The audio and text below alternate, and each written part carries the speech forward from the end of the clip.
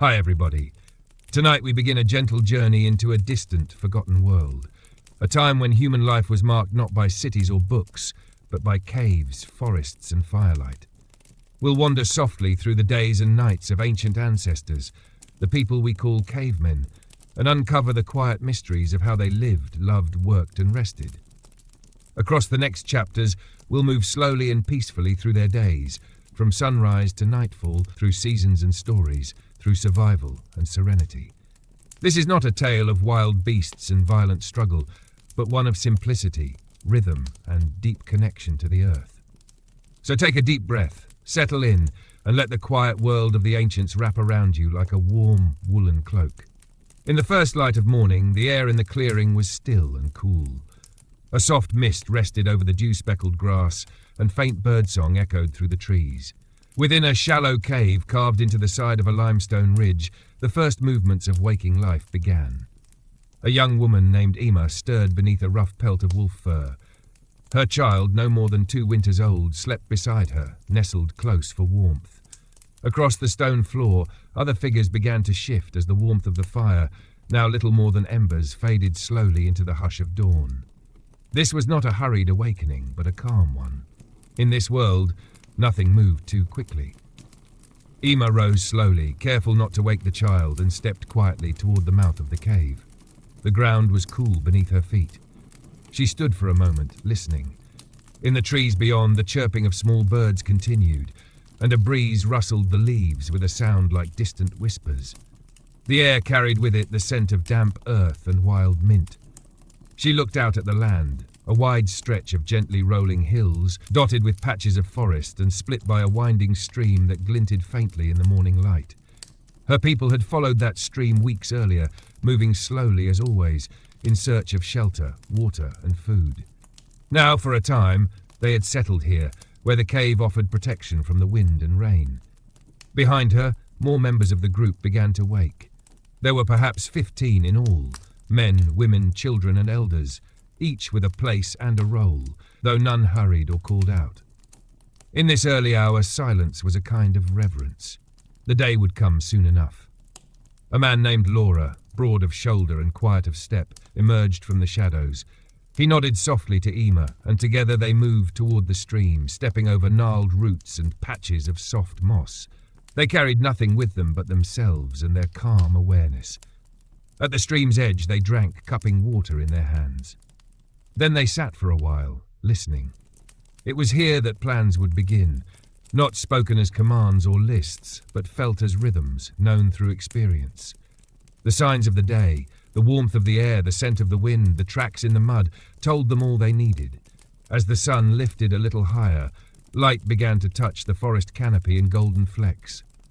Back at the cave, the others prepared slowly for the day. Children were still sleepy, curled beneath hides or sitting wide-eyed as they watched the flickering light. Elders moved more slowly still, their movements deliberate, shaped by the aches of long years. Yet no one was left behind. Every life had meaning. Food was not yet urgent. Hunger, when it came gradually, and so too did the means to meet it. A group would later set off to forage, not in frantic search, but in gentle partnership with the land. Berries, roots, nuts and herbs, each was known, respected and remembered through generations of careful watching. Meanwhile, others would mend hides or shape stone tools, their hands working in rhythms passed down over centuries. These tasks were not done out of boredom or to pass the time, but out of care. Care for the group, care for the future. Later in the day, the hunters might go. They would move as shadows through the woods, not to conquer or kill for glory, but to offer respect to the life they hoped to take. Life that would feed their people, warm their children, and become part of their story. But in these early morning hours, the world remained still, and the people within it remained quiet. The earth did not rush, and neither did they. Ima returned from the stream and crouched beside the fire pit, adding dried twigs and bits of moss. With patient hands, she coaxed a flame back to life. Smoke curled upward in a soft dance, and warmth began to return to the space. Her child awoke then, crawling toward her with blinking eyes and a sleepy murmur. She lifted him gently and cradled him in her arms, his small fingers clinging to the coarse fabric of her wrap. Around her, other mothers did the same, not speaking much, but watching, listening, being. There was no need for schedules. The sun told time, and the wind whispered what was needed. Each member of the group had learned over years how to hear these signs. And so, the morning passed in a hush of movement and light. Soft voices, quiet laughter, the clink of stone against stone, the rustle of leaves in the breeze.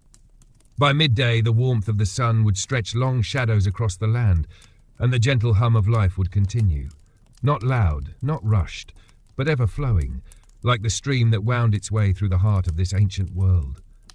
And so began a single day in the life of the early people, a day that might look much the same as the one before and the one to come. In their quiet world, each moment was not something to escape or conquer, but to live in fully, softly, and with deep attention. As the sun slowly ascended through the pale sky, its warm fingers reached gently across the land, stretching into the crevices of the cave, gilding the stone walls in soft amber. The tribe stirred further now, not with haste, but with a natural rhythm, as though their bones remembered how the sun called them into wakefulness. The fire crackled faintly under Ima's careful tending, its warmth reaching into the chill that still lingered in the corners of the cave. A child giggled softly, the sound like a bubbling stream, light and undemanding. Near the entrance, an elder named Yara sat cross-legged, her hands busy with a piece of sinew and bone.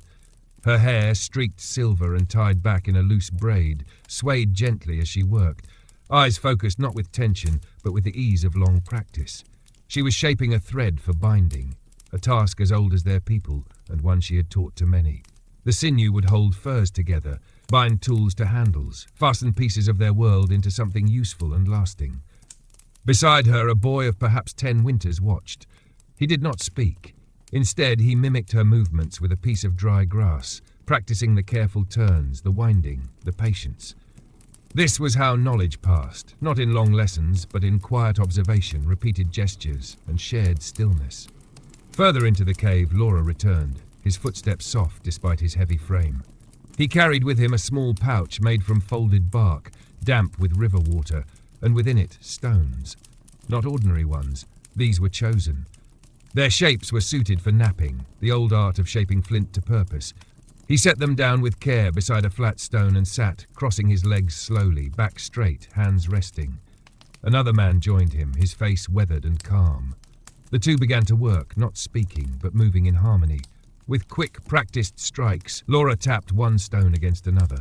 The sound was soft but clear, like the distant click of falling rain against bone. Shards fell away, some useless, some promising. He examined each with narrowed eyes and a craftsman's heart. A woman named Hala watched from across the space. She sat near the children, combing through their hair gently, searching for burrs and insects. Her hands were warm and sure, and her voice, when it came, was a soft hum. The children sat patiently, swaying slightly to the melody. One reached up to touch her face. She smiled. The day continued, not in sudden bursts, but in unfolding. Those who would forage began to prepare. They did not pack bags or make loud declarations. Instead, they chose their satchels, a simple weave of bark fibers and leather, and checked the stones in their slings. Their eyes looked to the trees, reading the story of the season. It was early autumn now. The leaves had just begun to turn at their edges, glowing with the promise of gold and russet. The air held a slight crispness, and the ground was damp from recent rain. This meant certain things. Nuts were ripening, mushrooms had begun to peek from shaded hollows, and berries, those that had not yet been taken by birds, clung rich and dark to the brambles. Ima, child now strapped snugly against her back, joined the group. She carried a digging stick, worn smooth by many hands. Her companion, a younger girl named Sira, held a sling over her shoulder and a woven basket in hand. They smiled at one another with quiet excitement, not for adventure, but for the comfort of the known, the familiar dance between them and the earth. They moved into the woods with the grace of those who belonged. Leaves rustled softly beneath their feet, and the light dappled through the canopy above, painting their path in shifting shadows. They did not speak unless needed. Their senses were tuned to the forest's language, the distant chatter of squirrels, the shifting of birds in the branches, the scent of wild garlic on the breeze.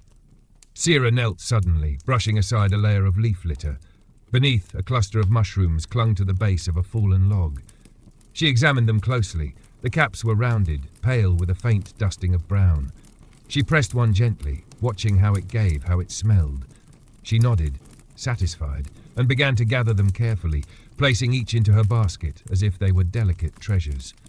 Nearby, Ima used her stick to loosen the earth beneath a cluster of low-growing plants. Her eyes lit up as she uncovered a string of roots, tubers, fat and smooth, lined in faint pink. She smiled and reached for them, brushing off the soil with her fingers. The child on her back murmured softly, lulled by the rhythmic motion of her mother's work. Foraging was never rushed. It was a meditation, a conversation with the land. They took only what they needed, and never all from one place. There was an understanding. If they were gentle with the earth would remember their kindness. Back at the cave, the morning light had deepened into gold. Yara now sat outside, warming her hands in the sun. She watched the children play, 2 boys racing sticks along the edge of the stream, pretending they were fish or boats or something only children could name. A little girl chased a leaf, her laughter like wind chimes. The world was wide, and yet it was small enough to feel safe. Hala tended to the fire again, adjusting stones around its edge to form a place for heating. She placed a shallow bowl of water nearby, and from her pouch she withdrew small herbs, some crushed, some whole.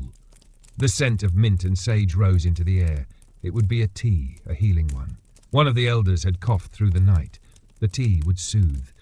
This was how care was shown, not through loud declarations, but through small, deliberate acts of tending. As midday neared, the forest party returned, their baskets full and spirits calm. Ima's eyes met Hala's, and she gave a small nod. They had found enough. There would be food for the evening, roasted roots, boiled greens, berries to dry and keep. Perhaps, if fortune smiled, a hunt would return with meat. But even without it, they had enough. Enough to share, enough to rest easy. The day moved forward like a song, its melody steady and unhurried, and as the shadows began to lengthen ever so slightly, the tribe prepared not for toil but for gathering, for being together, for remembering that life in its simplest form is already whole. By the time the sun had passed its peak, casting warm, golden light across the forest canopy, the people of the cave had eased into the gentle rhythms of midday. There was no clear moment when morning ended and afternoon began. Only the changing angle of light, the slight shift in air, and the soft tug of hunger in the belly. The land itself marked time with shadows, and the people moved in harmony with it, never straining to control what needed only to be understood. The foragers returned not with ceremony, but with quiet satisfaction. Baskets were laid down with care, their contents arranged so that all could see and appreciate what had been gathered. Roots still dusted with soil, the soft sheen of ripe berries, herbs tied gently with strands of grass. Each item held weight not in its rarity, but in the comfort of its familiarity. These were gifts the forest gave when asked gently and taken with humility. Emma knelt beside her basket, her child now curled up nearby, soothed into sleep by the soft sway of the journey. She began to sort the roots, cutting away tough ends with a shard of stone shaped just right for the task. Nearby, Hala placed flat stones near the fire, letting them heat slowly. They would serve as makeshift cooktops later, for roasting and warming without burning. The children watched, some joining in, others simply observing with round eyes and quiet breath. A boy of 7 winters, shy and thin, approached Sierra and pointed to the mushrooms in her basket. She smiled and lifted one for him to see. He touched it gently, curious. She spoke softly, not to lecture, but to share, naming the kind, explaining how it grew, how it tasted, and how to know it from its bitter cousin. The boy nodded solemnly, as if given a treasure, and sat back with his thoughts. Meanwhile, Laura and 2 others had left the cave on a different path. They moved through the tall grasses that bordered the stream, slow and deliberate, their bodies low and quiet. This was not a grand hunt. They carried no spears today. Their eyes were sharp, not for prey, but for signs. Footprints in the mud, broken twigs, the faint scent of fur on the breeze. These signs told stories, not of battle, but of where life moved. They might follow a trail for hours without lifting a weapon. Knowing was the first hunt. As they passed beneath a low stand of pine, Laura paused. His hand raised slightly, and the others stopped without a word. Before them, near a patch of bramble, lay fresh droppings, round, dark, still steaming faintly in the cool air. He bent low, touching a nearby leaf. Its edge was torn. This was the work of a deer, perhaps a mother, and not long ago. He smiled slightly and pressed onward, not for the kill, but to learn where the deer had gone. Back at the cave, the others continued their midday work. Yara, the elder, sat in a patch of sunlight near the mouth of the cave, her legs stretched before her, a long strip of leather stretched across her knees. She was softening it with a stone, her movements smooth and practiced. The hide would become part of a cloak or a wrap for the coming cold nights. Her fingers moved not with urgency, but with memory.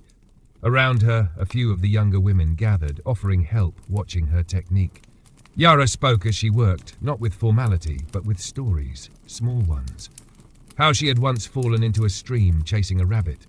How a particular knot in the wood above their cave looked like a sleeping bear. Her stories were light, like wind through leaves, meant not to teach a lesson, but to tether the past to the present. The fire now burned with more purpose, not roaring, but strong. A shallow pit nearby had been dug and lined with stones. Heated rocks would be placed into it soon to form a makeshift oven. Over time, meat and roots would be wrapped in large leaves and placed there to slow cook, buried under a layer of dirt and embers. This method, passed from one season to another, brought out the sweetness of even the toughest plants. Sira stood near the fire, turning one of the flat stones carefully with a stick. Her mushrooms, sliced thin, sizzled faintly atop it, releasing a rich, earthy aroma that mingled with the sharper scent of burning wood. Others began to drift closer, drawn not just by the smell, but by the warmth and the promise of shared comfort. Ema joined her, holding a handful of green leaves. She laid them out nearby, letting them wilt in the heat. They would soften, become more palatable, easier to chew and safer to eat. These quiet acts of transformation, raw to cooked, cold to warm, were simple, yet deeply grounding. In them, the group found connection, not just to food, but to one another. As the afternoon deepened, a hush settled again. The younger children began to nap in the shade. Their bodies curled like small animals beneath furs and cloaks. The cave grew quieter, not in absence, but in peace.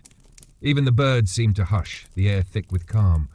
Laura and his companions returned just before the light began to fade. They brought no meat, but their faces showed no disappointment. They had seen tracks, known paths, marked trees where antlers had scraped. They shared what they saw, and the group listened, not with frustration, but with interest. Knowledge was nourishment too. As evening approached, the final preparations for the meal began. The fire pit glowed, and the flat stones gave off steady heat. The roots were placed in the earth oven, wrapped carefully and covered. Smoke curled upward like a slow dance, spiraling into the dimming sky. The scent of roasting food wrapped around the group like a familiar blanket. Now came the time of stillness. The tasks of the day were complete. The food prepared, but not yet uncovered. There was a space in between doing and eating, and it was filled not with boredom, but with being.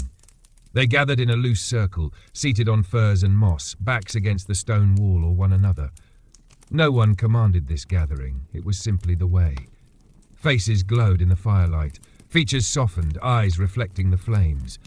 The sounds were few, the crackle of wood, the occasional murmur, the quiet breath of those at rest. Then Yara spoke again, her voice low, her tone like the rustle of leaves at dusk.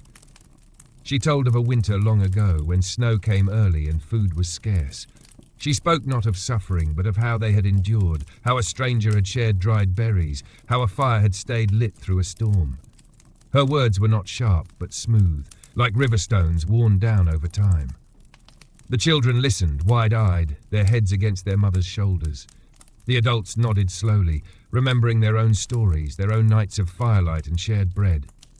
And when the tale came to its gentle close, there was silence again, not empty, but full of breath, of memory, of the simple truth that they were together, safe, warm and fed.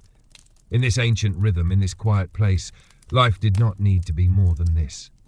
The stars began to show, one by one, above the cave mouth, and the evening stretched open like a calm, familiar sky. As the dusk deepened into early night, the coolness returned to the air like a memory. The warmth of the day receded into the stone and soil, leaving behind a hush that settled gently over the forest and into the hearts of those who lived by its rhythms. Shadows lengthened and stretched, blending softly with the glow of the fire as the people of the cave settled into their evening rest. The fire, now burning steady and low, cast flickering orange light against the stone walls. The meal was ready. With practiced care, Hala brushed aside the layers of soil and ash that had blanketed the underground oven. The warm scent of roasted roots and herbs rose like steam from the earth, slow and sweet, comforting. A few gathered close to help, lifting bundles of cooked food from the pit, placing them onto flat stones to cool. There was no need for plates, no ceremony beyond gratitude. The meal was shared in silence at first, not out of solemnity, but out of contentment. The children, now drowsy but drawn by the scent of food, sat nestled against their parents, holding pieces of warm root in their small hands, nibbling slowly. Imma gently fed her child, whose eyes fluttered between wakefulness and sleep with each bite. No one rushed. The food was not precious because it was rare, but because it had been earned together, found in the forest, cooked by hand, shared without question. Each bite connected them to the day, to each other, and to the countless ancestors who had once sat in similar circles beneath similar skies. After the meal, the fire was fed a few thicker logs. Sparks rose slowly, drifting upward like stars that forgot their place in the sky. The flames grew, not wild but steady, and the people drew closer around it, forming a loose ring of bodies warmed by both flame and closeness. It was in this quiet hour that the stories truly began. Not the light tales of the morning, not the memories of roots and berries, but the deeper ones, the stories that lived in the bones and breath of the people, the stories that carried the weight of generations. Laura, who was not often a speaker, shifted forward and cleared his throat softly. His voice, when it came, was low and measured, like the beat of a drum heard through the earth. "There was once a boy," he began, "who followed the moon instead of the sun. He walked at night when others slept and dreamed while he was awake." The children leaned forward, and even the elders looked up. A few smiled, recognizing the tale, one that had been told before, yet never the same way twice. Laura spoke slowly, shaping the boy's journey with care. The boy followed a silver path across a frozen lake, found a wolf who spoke only in riddles, and discovered that the moon had a sister hidden beneath the mountain. It was a dreamlike tale, soft and winding, filled with quiet wonder rather than fear. When it ended, the listeners were still, their minds gently suspended in the world he had conjured. Then Yara added her voice, picking up a thread of memory from her own youth. She told of a time when a bear wandered near their old camp, but instead of attacking, it simply watched them from a distance for days. She wondered aloud what it had seen, what it had known. "Perhaps," she said with a faint smile, "it was guarding us." These stories were not meant to explain or prove, but to soothe, to connect, to honor the mystery of life around them. Each tale was a thread in the long tapestry of their people, woven slowly, night by night. After the stories, the group sat in a peaceful silence. Some leaned against each other, heads resting on shoulders. A few of the youngest children had already drifted to sleep in their mothers' laps, lulled by warmth and voice. The fire was allowed to die down just a little, its light now soft and steady. A gentle breeze moved through the mouth of the cave, carrying the scent of pine and river and far-off grasses. Above them the stars gleamed, their light older than any story, older even than memory. The moon, nearly full, rose between two trees on the horizon, bathing the clearing in silver light. One by one, the people began to settle in for sleep. Mats of woven reeds were unrolled, furs arranged in soft bundles. The cave became a constellation of resting bodies, some close to the fire, others near the outer walls, all wrapped in the security of togetherness. Imma lay beside her child, his breath even now, his hands curled near his face. She watched him for a while, her own eyelids growing heavier with each quiet minute. Across from her, Sira rolled onto her side, tucking a piece of fur beneath her head, staring up at the flickering light on the stone ceiling. No one spoke now. Words had been spent like precious coins throughout the day, and now there was only the shared silence of sleep. It was a deep silence, not of emptiness, but of fullness. A silence held together by trust, by the rhythms of the earth, by the quiet beating of hearts in the dark. Outside, the forest breathed. Leaves rustled softly. An owl called once, then again. Far away, a stream whispered over stones. And above it all, the stars turned slowly, watching. Night embraced the cave, wrapping its darkness around the people like a cloak. Dreams would come soon, some of memory, some of hope, some of nothing at all. But even in sleep, their lives moved forward in rhythm, in connection, in the quiet assurance that they belonged to this land, to each other, to time itself. And so the night passed in stillness, broken only by the soft sigh of breath, the quiet murmur of someone shifting in sleep, and the endless gentle hum of a world older than words. The dawn returned as it always did, softly, gently, without fanfare. A pale light crept across the forest floor, filtering through the high canopy in long, quiet beams.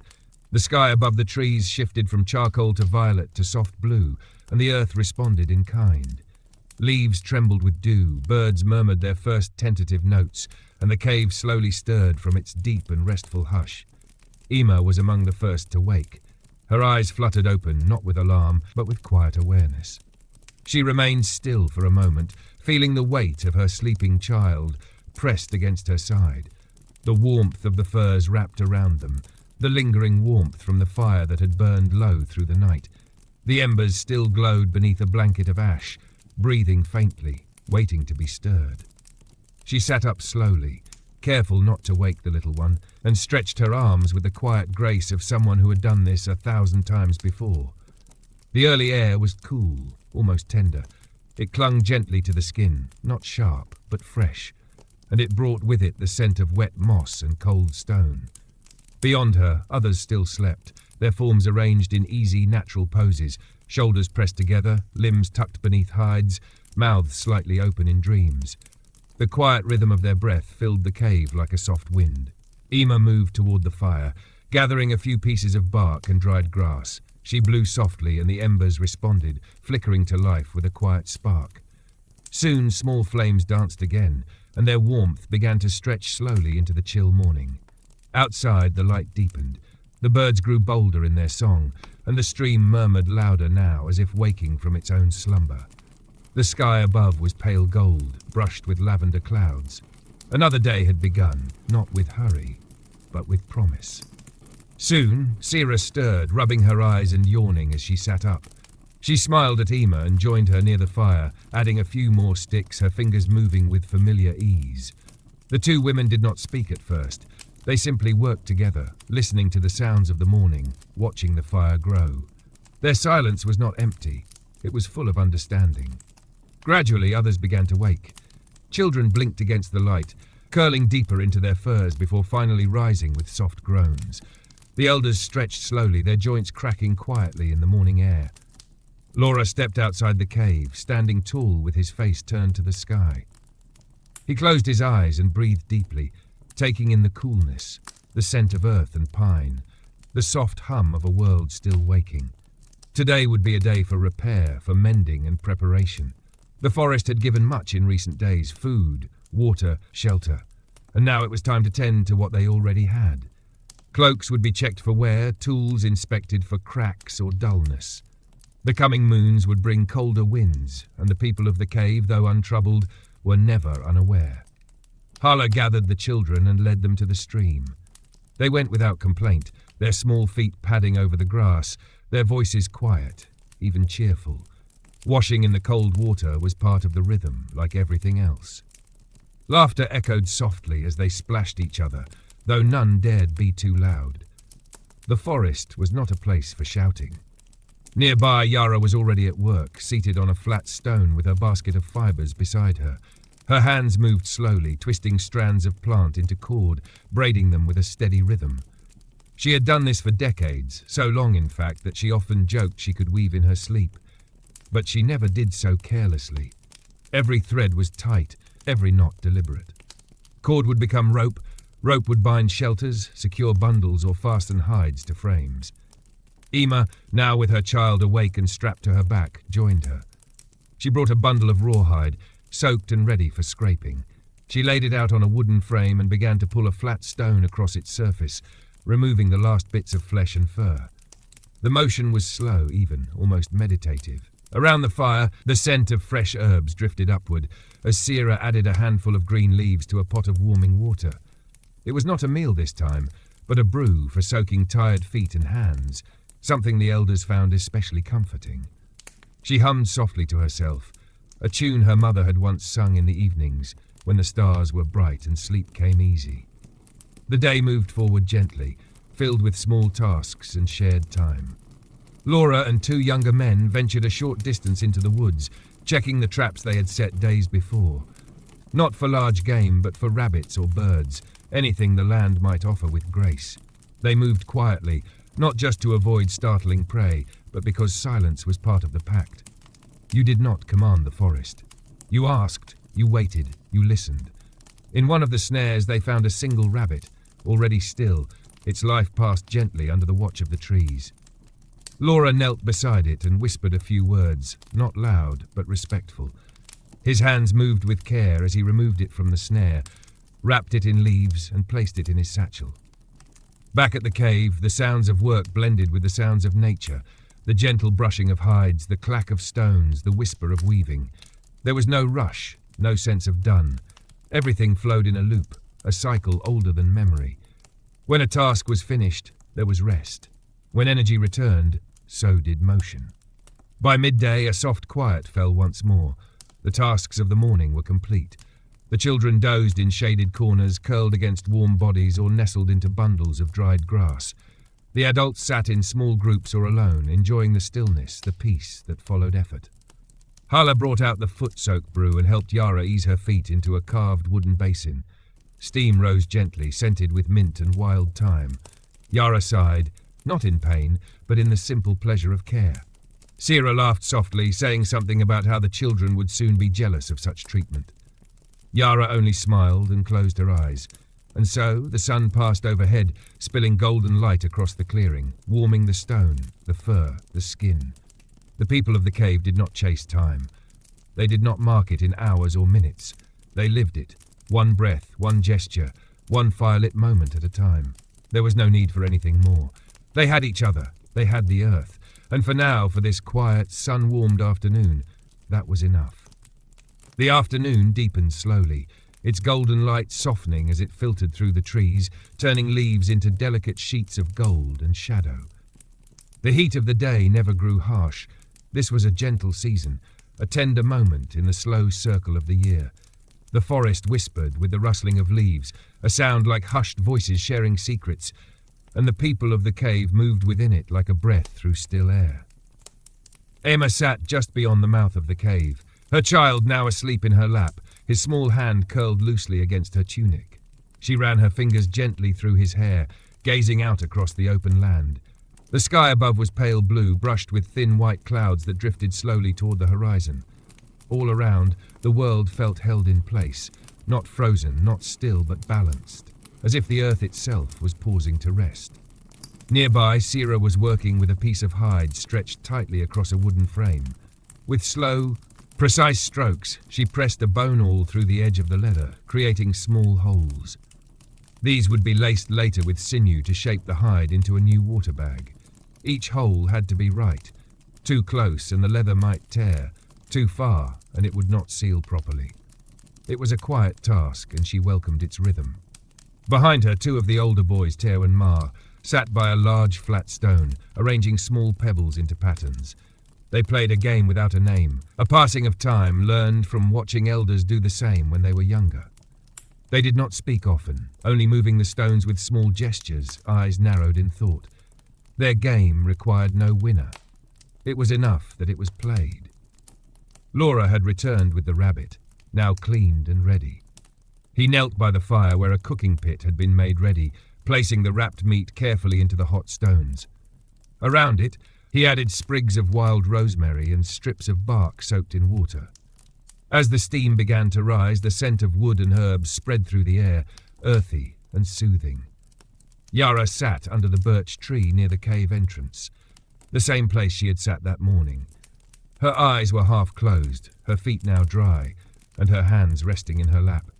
She was not asleep, but dreaming in another way, remembering the days when she had been the one to carry water, to scrape hides, to cook for others.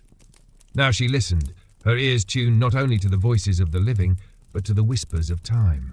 She noticed a bird, a small one with a bright red chest, hopping near the stream. It pecked at the moss, its head bobbing, then flitted to a nearby branch. She watched it with quiet interest. In her youth, she had believed such birds were messengers from those who had passed, coming to see, to remember, to remind. Perhaps it was so.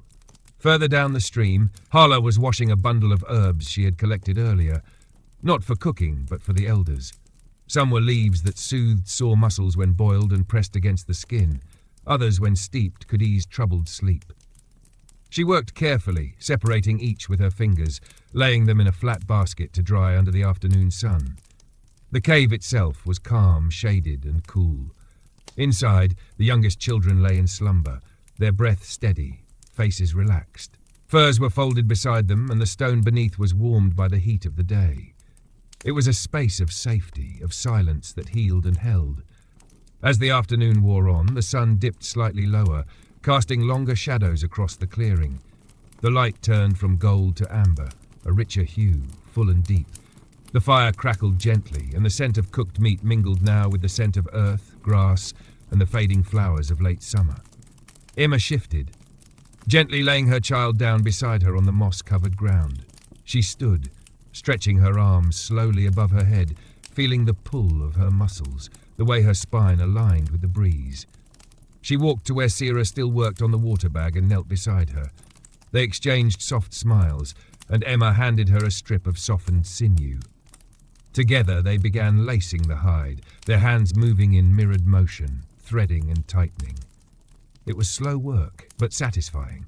Each pull was a promise that water would be carried, that days would be easier, that they had prepared. And then from deeper in the forest, a distant sound, a crack followed by a rustle. Not sharp, not alarming, but noticed. Heads turned. Laura stood slowly, his hand resting on a nearby branch. All waited. After a few moments, the trees parted, and a figure stepped into the clearing. It was Nera, one of their own, who had gone to visit another nearby group 2 days before. She carried a bundle across her back and wore a tired but contented smile. A soft cheer rose, not loud, but full of warmth. She was greeted with clasped hands, with pats on the shoulder, with gentle words.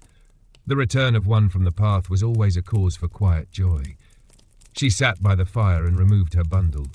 Inside were gifts, dried fruit, a carved pendant, a pouch of ground bark used for healing. She shared news of the other group, how they were faring, what they had found, who had become ill, and who had become well again. The children listened with wide eyes, fascinated not just by the story, but by the presence of someone who had walked beyond the trees. To them, the world beyond the visible was large and strange and full of promise. As the sky shifted once again, deepening now toward the soft blue of twilight, the cave and its people prepared for the evening. The rabbit, now tender and fragrant, was removed from the stones. Pieces were shared out, small, equal, enough.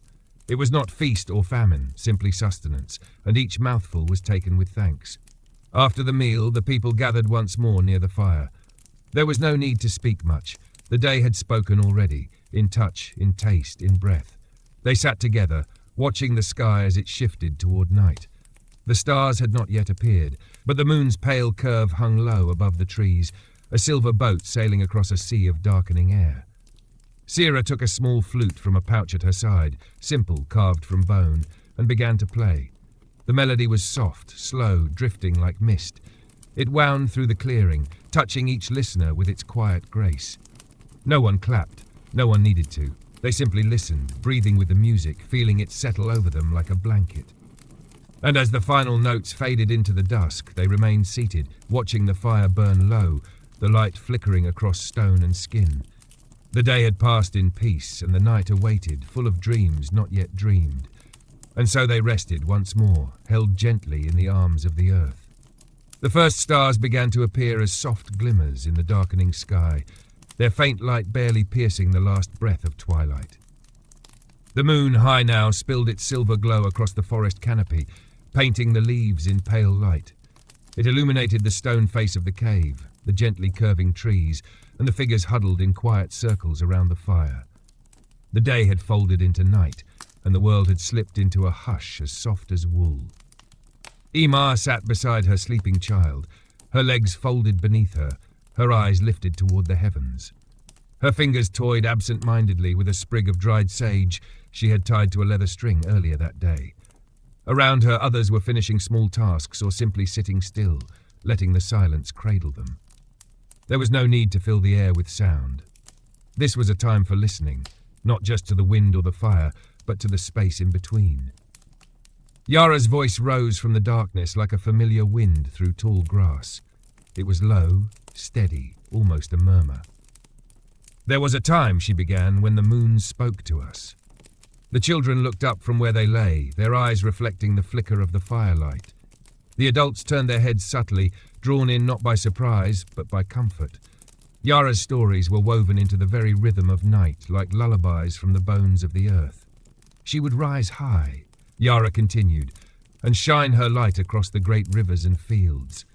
And to those who listened carefully, those who truly waited, she would whisper secrets meant only for the quiet-hearted. Her fingers traced lines on the stone beside her, as if each word was drawn from the ground itself. She told of a land beyond the horizon, where fireflowers bloomed under ice and wolves carried dreams between their teeth. She spoke of songs sung by trees and stars that could only be seen with your eyes closed. The fire cracked gently, a spark leaping into the air before fading. The moon does not speak to everyone, she said, but she remembers. Silence followed, not heavy, not expectant, just present.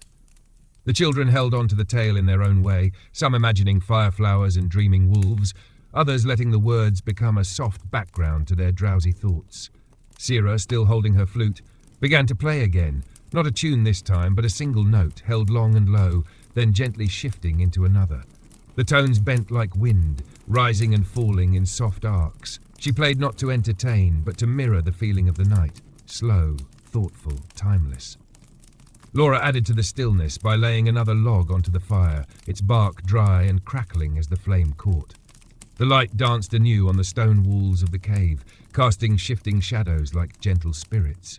In the distance, the call of a night bird echoed, 3 notes spaced evenly as if marking time. And further still, the faint yip of a fox, perhaps warning, perhaps calling to another. These sounds were not intrusions. They were part of the lullaby of the land, a song sung in harmony with the people who lived by its grace. As the night deepened, some of the younger ones began to drift fully into sleep, their breathing slow and even. Their mothers pulled furs up around them, smoothing hair from foreheads, pressing warm kisses into cool skin. These gestures were unremarkable in their frequency, yet deeply sacred in their repetition. In this world, care was constant, expressed not in grand gestures, but in small, reliable touch. Nera, newly returned from her journey, shared a story of a different kind. It was not old like Yara's, but new, lived just days ago among the neighbouring group. "There is a child there," she said softly, "who believes she can speak to trees." Some of the adults smiled gently. Emma leaned in slightly. "She says the trees hum to her," Nera continued, "not with words, but with feelings. When she sits with them, they tell her where the roots are growing, where the birds have nested, where water runs deep underground. She found a spring that way, one no one else knew about." Yara nodded slowly. "Children know what we forget." The fire shifted, collapsing inward as one of the logs broke apart, glowing red at its heart. The warmth pulsed outward, a living thing in the centre of their circle. Emma thought of her own child, now curled like a shell beside her. She wondered what dreams stirred behind those closed eyes, what quiet knowledge was already forming before words would shape it. She smiled to herself, brushing her fingers across his small, round cheek. Then, as if called by something unseen, a gentle breeze moved through the clearing. The leaves shivered softly, and the moonlight rippled on the surface of the nearby stream. A peace settled even deeper across the gathering. One by one, the people began to lie down again. Furs were drawn up, arms wrapped around loved ones. The fire was fed a final time, not to blaze, but to glow gently through the night. Its light would guide those who stirred in the dark, and its warmth would hold back the cold that crept in when the stars blinked their slowest. Sira placed her flute down beside her sleeping mat, then lay on her back, staring at the stars through a gap in the stone above. Her lips moved without sound, counting constellations or simply saying goodnight in a language older than speech. Emma lay back as well, her child pressed warmly to her side. She exhaled slowly, her body sinking into the familiar softness of the furs beneath her. Her eyes grew heavy. Around her, the quiet breath of her people formed a rhythm more ancient than any song. Outside, the moon sailed higher, its silver path untouched.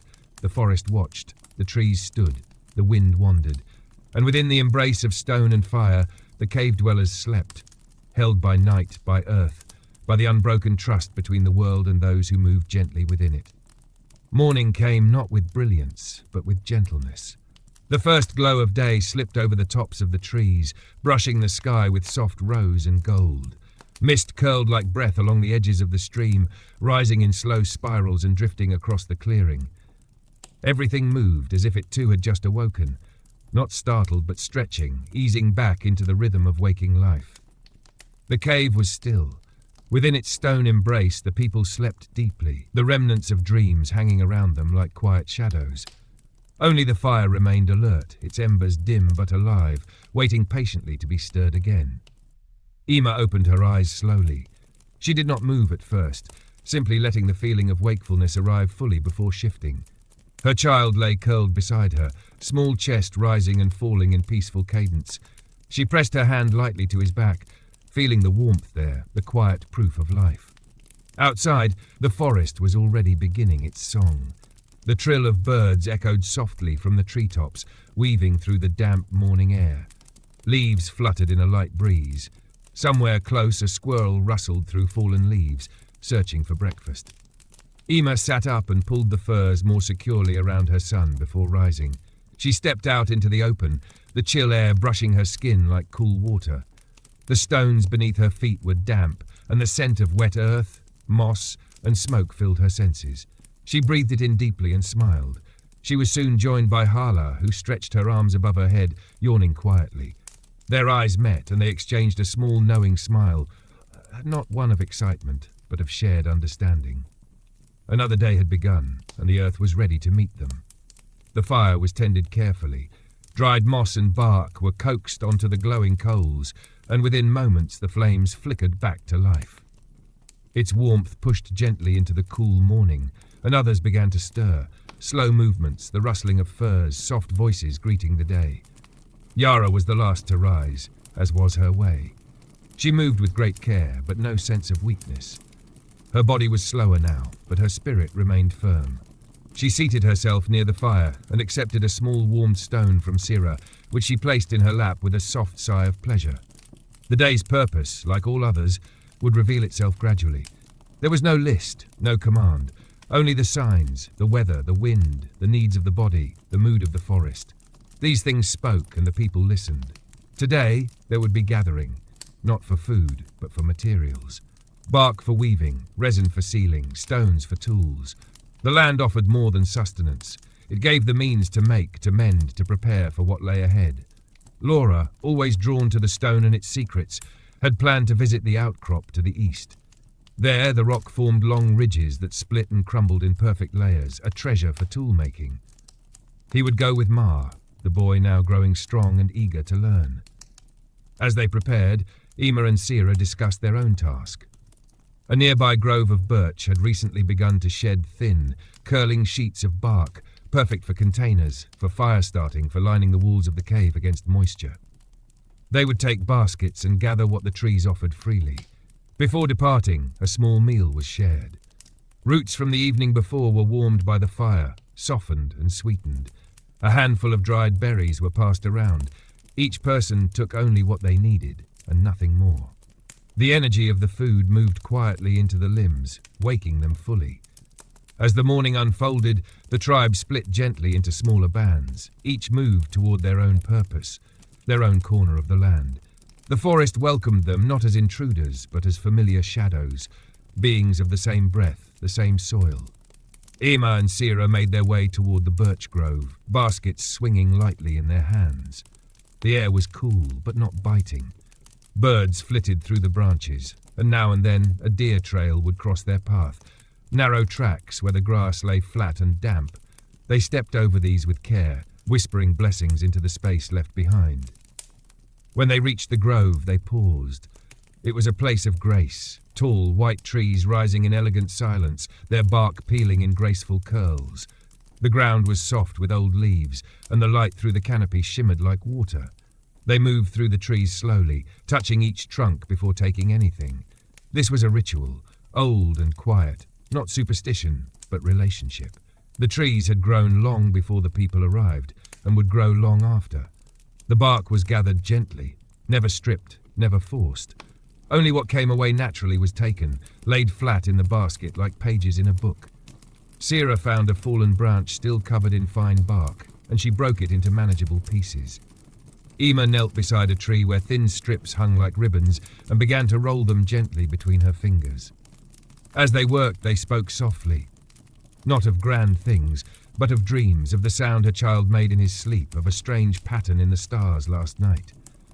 Their words floated upward, joining the whispers of the trees, the songs of birds, the low hum of distant insects. The world, in all its vastness, seemed to lean in and listen. Meanwhile, Laura and Ma arrived at the outcrop. The rock here jutted like ancient teeth from the hillside, sharp and grey-blue, veined with darker streaks. Laura placed his hand on the stone, feeling its texture, its promise. Then he selected a point and began to chip. Ma watched closely, eyes wide. Each strike of Laura's hammerstone sent flakes flying, thin and sharp. These would be shaped into blades, scrapers and points. Laura explained as he worked, not just how to do it, but why. How the stone revealed its layers. How the sound of each strike told you whether it would split or shatter. It was like speaking with the earth, he said, and the earth always answered, if you asked properly. By the time the sun reached its highest point, the baskets were full, the stones carefully wrapped, and the people began to return. Their paths were slow, not from weariness, but because there was no need to rush. Each step was a part of the day's quiet song. Back at the cave, the fire had been fed again. Tea was steeping, a mixture of dried flowers and leaves, warm and calming. The people arrived and shared what they had gathered, placing their materials in the communal pile. Bark, stone, fibres and resin. Each had a place, a future use, a purpose still waiting. They sat once more in a wide circle, sipping the warm drink, speaking softly. The tasks of the day had not been grand, but they had been enough. Each hand had shaped the world a little more. Each journey had honoured the land. And as the sun began to drift westward, casting long shadows across the clearing, a sense of deep ease settled over them all, the quiet joy of having lived another day in balance, in rhythm, in the soft embrace of the earth. As the golden afternoon softened into early evening, the sun hung low over the treetops, casting long shadows that danced across the forest floor. The light filtered through the canopy in warm streaks, like the final gentle brushstrokes of a day painting itself to a close. The wind carried a slight chill now, reminding the people of the cave that the warmth of daylight was slowly giving way to the still hush of night. The gathered bark, stone, and fibres were stored carefully in a shaded alcove near the entrance of the cave. They would be used in the days to come. Bark to patch the walls and weave baskets, stones to craft fresh tools, and fibres to braid into rope and thread. Each item was touched with care, as though it were a gift, which, in truth, it was. The forest had offered, and they had accepted with gratitude and restraint. Emma sat on a flat rock, her child now wide awake and curious, tugging gently at the ends of her braided hair. She smiled and let him explore, knowing that such small moments, a hand brushing a cheek, a laugh shared between mother and child, were the true fabric of life here. Around her, the soft murmurs of conversation wove through the quiet. There was no noise, no din, just the slow exchange of thoughts, reflections and warmth.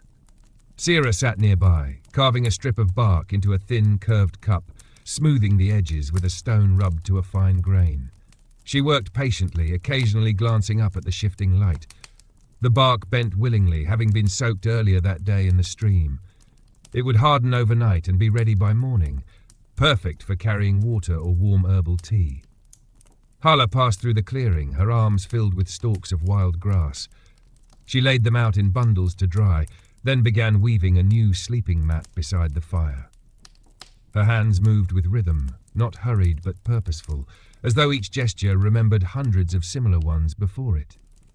Inside the cave, Yara prepared her resting place with deliberate grace. Though her back ached more often now, she moved with the dignity of age, never rushed, never needing help unless she asked. She took her seat near the fire, a shallow bowl in hand, filled with heated water and a mixture of fragrant herbs. She dipped a cloth into it and pressed it gently to her knees, sighing softly at the relief it brought. Theo and Ma, the older boys, were setting up small stones around the fire in a new pattern, a game of memory and shape played silently. The younger children gathered to watch, heads tilted, eyes wide, trying to guess what the next piece would be. It was a quiet kind of excitement, the sort that didn't need shouting, only watching and waiting. As the sun dipped lower, casting amber light along the tops of the trees, the group prepared the evening meal. Nothing elaborate, a stew of roots and dried greens thickened over the fire in a stone-lined bowl. Sira added bits of smoked meat from the storage pouch, and Hala stirred slowly with a stick polished by many days of use. The scent was hearty, earthy, familiar. They gathered again to eat, seated in a loose circle around the fire. No one needed to be called. The rhythm of shared mealtime was as natural as breath. Bowls were passed hand to hand, bites taken with quiet appreciation. A child laughed at the way steam curled from his spoon. An elder nodded as she chewed, savouring the way the flavours softened together. As twilight took full hold, the fire's glow grew stronger, its light now the centre of their small world. The shadows lengthened, and the stars began to pierce the darkening sky one by one. Above the clearing, the moon appeared once more, thinner now than the night before, a silver crescent cradled in the blue. Laura, seated near the edge of the firelight, held up a stone he had shaped earlier. It gleamed faintly in the fire's reflection, the edges clean, the weight just right. He passed it around, and each person took a turn holding it, not to judge but to feel, to honour the work done. Ma, when it came to him, examined it with quiet awe. Laura gave a small nod. Tomorrow, perhaps, they would shape one together. Ema leaned back, her child nestled in her arms now, heavy with sleep. His head rested on her shoulder, his breath even and warm against her neck. She looked up at the sky, at the slow movement of the stars, and felt time stretch wide and quiet around her. Then as the meal faded and the fire settled into its nighttime shape, someone began to hum. It was not a song with words, but a melody that moved like water, winding, slow, rich with memory. It might have been Hala, or perhaps Sira. In time others joined, their voices low, blending into one another until the sound felt like part of the forest itself. It was a song for nothing in particular, and for everything. A song of roots and rivers, of sleep and stone, of faces remembered and dreams not yet shaped. The fire responded, crackling in soft rhythm, sparks rising like little stars toward the heavens. As the last note faded, silence returned, deep and full. Then came the quiet shifting of bodies as the people prepared for rest. Mats were arranged, cloaks drawn close. The children were settled first, wrapped in fur and warmth. The elders soon followed, their places by the fire steady and sure. Ema, still holding her child, lay down slowly. Her body welcomed the rest, and her heart welcomed the stillness.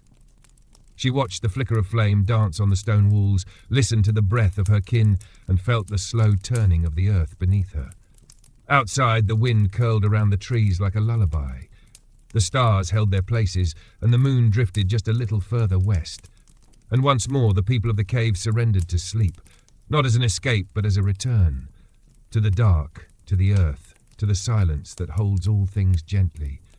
The night stretched long and calm, and the world waited quietly for another day to begin. The stars lingered above the forest long into the early morning, holding their watch in the pale hours before dawn. A stillness blanketed the clearing, deep and undisturbed, as though the earth itself was sleeping. Even the stream, always murmuring, seemed hushed, its voice softened by the weight of the night. Before any bird sang, before the light crept over the edge of the world, there was movement. It began with a stirring deep within the cave. Laura, always the first to rise when the dreams faded, opened his eyes. He lay still for a moment, listening, not for danger, there was none, but for the quiet song of the world around him, the subtle rhythms that told him the day was near. He rose slowly, his body moving with the practiced calm of one who trusted each step. He moved to the fire, now a pile of glowing embers, and knelt beside it. With a small breath and the lightest touch of dried moss, he brought it back to life. The flames rose like a greeting, casting soft light against the stone. The first warmth of the fire touched the others. One by one, without words, they stirred. Hala was next, wrapping a shawl over her shoulders as she made her way outside. The grass was damp with dew, and her feet left soft prints as she walked toward the stream. She knelt and cupped the cold water in her hands, pressing it to her face, letting it wash the sleep away. As the fire grew, the cave brightened with its amber glow. Ema opened her eyes to the gentle flickering light. Her son, still asleep, lay with his cheek pressed against her arm. She smiled at the sight, so peaceful, so small. Carefully, she slipped free and covered him with a fur before rising. Outside, the sky had begun to change. The darkness lifted in layers, first a hint of grey, then a soft lavender, then streaks of blue and gold. The sun was not yet risen, but the light knew it was coming. The people gathered in the clearing, not for any special reason, but because the morning invited them. They stretched their limbs, greeted each other with quiet nods, and stood together in the cool air, watching the horizon. No one spoke. The moment held its own language. And then, as they watched, the sun broke free from the edge of the earth. Its light spilled across the tops of the trees, touched the edges of the leaves, and reached their faces with a warmth that brought small smiles. A new day had begun, and though it was like the one before, it was also entirely its own. Breakfast was simple. Leftover stew, warmed gently over the fire, and slices of roasted root passed hand to hand. Sira handed a piece to one of the youngest children, who took it with both hands and a sleepy grin. The food filled the morning with comfort, grounding their bodies for the work ahead. Today would be a day of crafting. There were tools to shape, shelters to reinforce, and containers to seal with resin. These tasks were not burdens, but gifts, ways to keep the tribe safe, to prepare for colder days, to make something lasting from the generosity of the land. Laura sat on a flat stone and spread his collection of flints and shards before him. Ma joined him, carrying a half-finished spearhead he had worked on the week before. They began together, the sound of stone against stone rising in gentle rhythm. The chips flew off in tiny sparks and the shapes began to emerge, sharp, smooth, useful. Nearby, Hala was melting resin over the fire, stirring it slowly with a twig.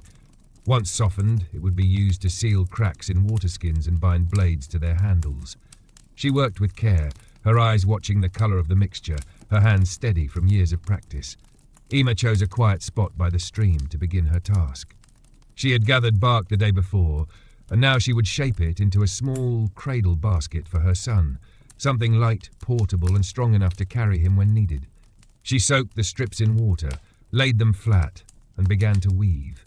Her fingers moved with love, folding each piece with the thought of her child's safety, of the journeys they might take. Around her, the forest moved slowly, branches swaying, insects humming, birds calling in the canopy above.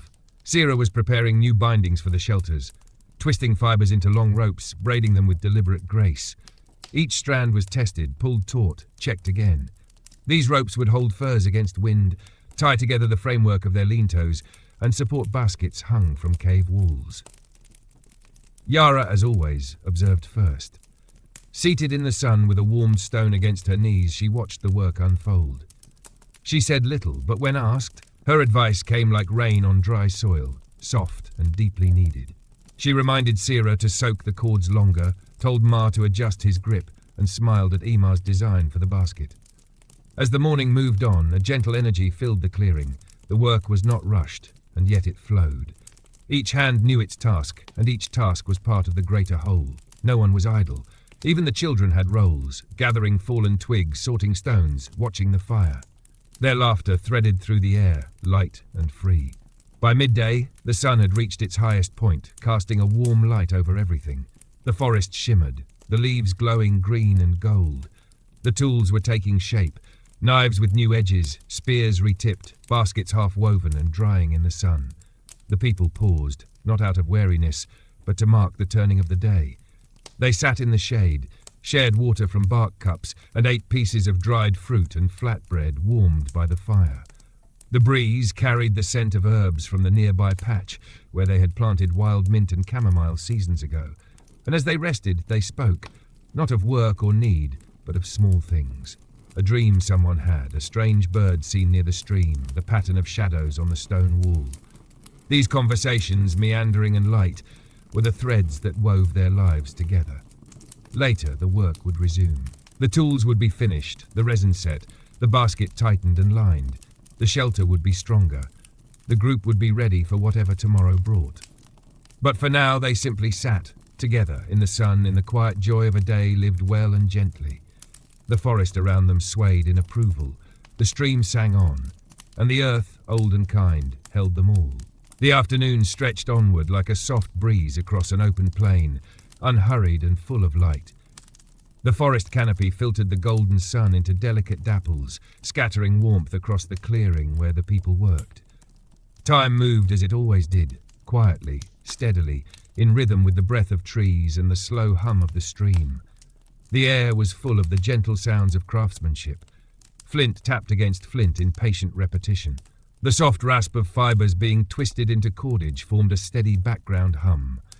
The occasional creak of bark being bent into shape, the low murmur of conversation, and the rustle of dried grasses being laid for weaving, all combined into a subtle music of human purpose.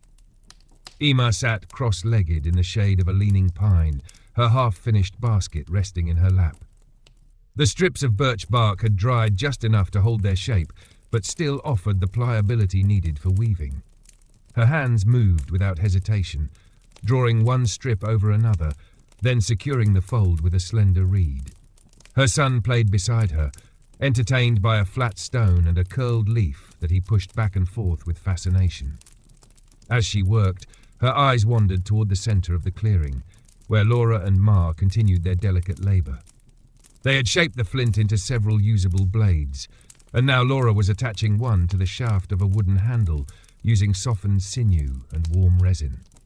The young boy watched intently, mirroring each movement in his mind, absorbing the language of stone and survival without a single word needing to be said. Sira, on the other side of the clearing, was tying fresh bundles of dried grasses together. These would form the inside lining of the lean-to shelters, soft, insulating and light. She brushed each bundle clean of dust and insects, humming quietly to herself, a sound that rose and fell with the motion of her hands. Nearby, Teo and another child, Avon, sorted stones by size and shape, placing the smoother ones into a shallow pit for heating. These stones, once warmed in the fire, would be used later to keep sleeping spaces warm or to heat water gently without cracking the containers. The boys took their task seriously, examining each stone as though it held a secret. Yara, seated once again near the fire with a wrapped fur over her shoulders, had taken up a piece of bone she was carving into a thin needle.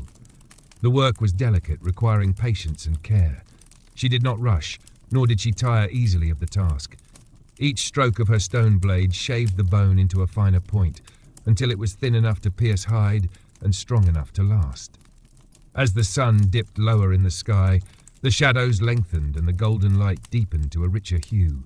Hala rose from her weaving to stoke the fire, then added more dried herbs to a pot of water nearby. The scent that followed, sage, lavender, and chamomile, wrapped around the clearing like a soft blanket. The tea would be shared at day's end, a warm, calming gift for tired hands and feet. She prepared it not as a ritual, but as a kindness, a gesture passed through many generations. It was the sort of care that needed no announcement. By now, the woven cradle basket Ema had worked on was nearly finished. She turned it in her hands, checking the tightness of the seams, the curve of the base. She imagined placing her son inside it, bundled in fur, safe and warm. A smile tugged gently at her lips. She tied the final knot, securing the last reed, then set the basket in the sun to harden. The child, now drowsy, leaned into her lap, his eyes heavy. Ema brushed his hair away from his forehead, humming a lullaby she remembered from her own mother. The melody was soft and slow, a tune made of dusk and memory. As he fell asleep, she remained still, her hand resting lightly on his back, her eyes watching the wind move through the tall grass. Laura and Ma cleaned their tools and set them in a careful pile near the cave's entrance. They would be stored after nightfall, when the stars had risen. For now, they sat by the fire, stretching their legs, sharing a few quiet words. Ma asked a question about sharpening a blade, and Laura answered with a story, not of instruction, but of experience, a tale from a time long before the boy was born. The story spoke of a hunt during the coldest winter, when the snow was so deep that even the deer disappeared into the trees. A single knife, well made and kept sharp, had made the difference between hunger and survival. Ma listened, not only with his ears, but with his whole being. As dusk gathered, the people began to slow. Tasks were completed, tools were stacked, and the fire became the centre of motion once more. The tea was ladled into small bark cups and passed gently from hand to hand. Each person took theirs with a quiet nod of thanks, sipping slowly, letting the warmth ease into their bones. Yara took her cup and closed her eyes, the steam rising to her face.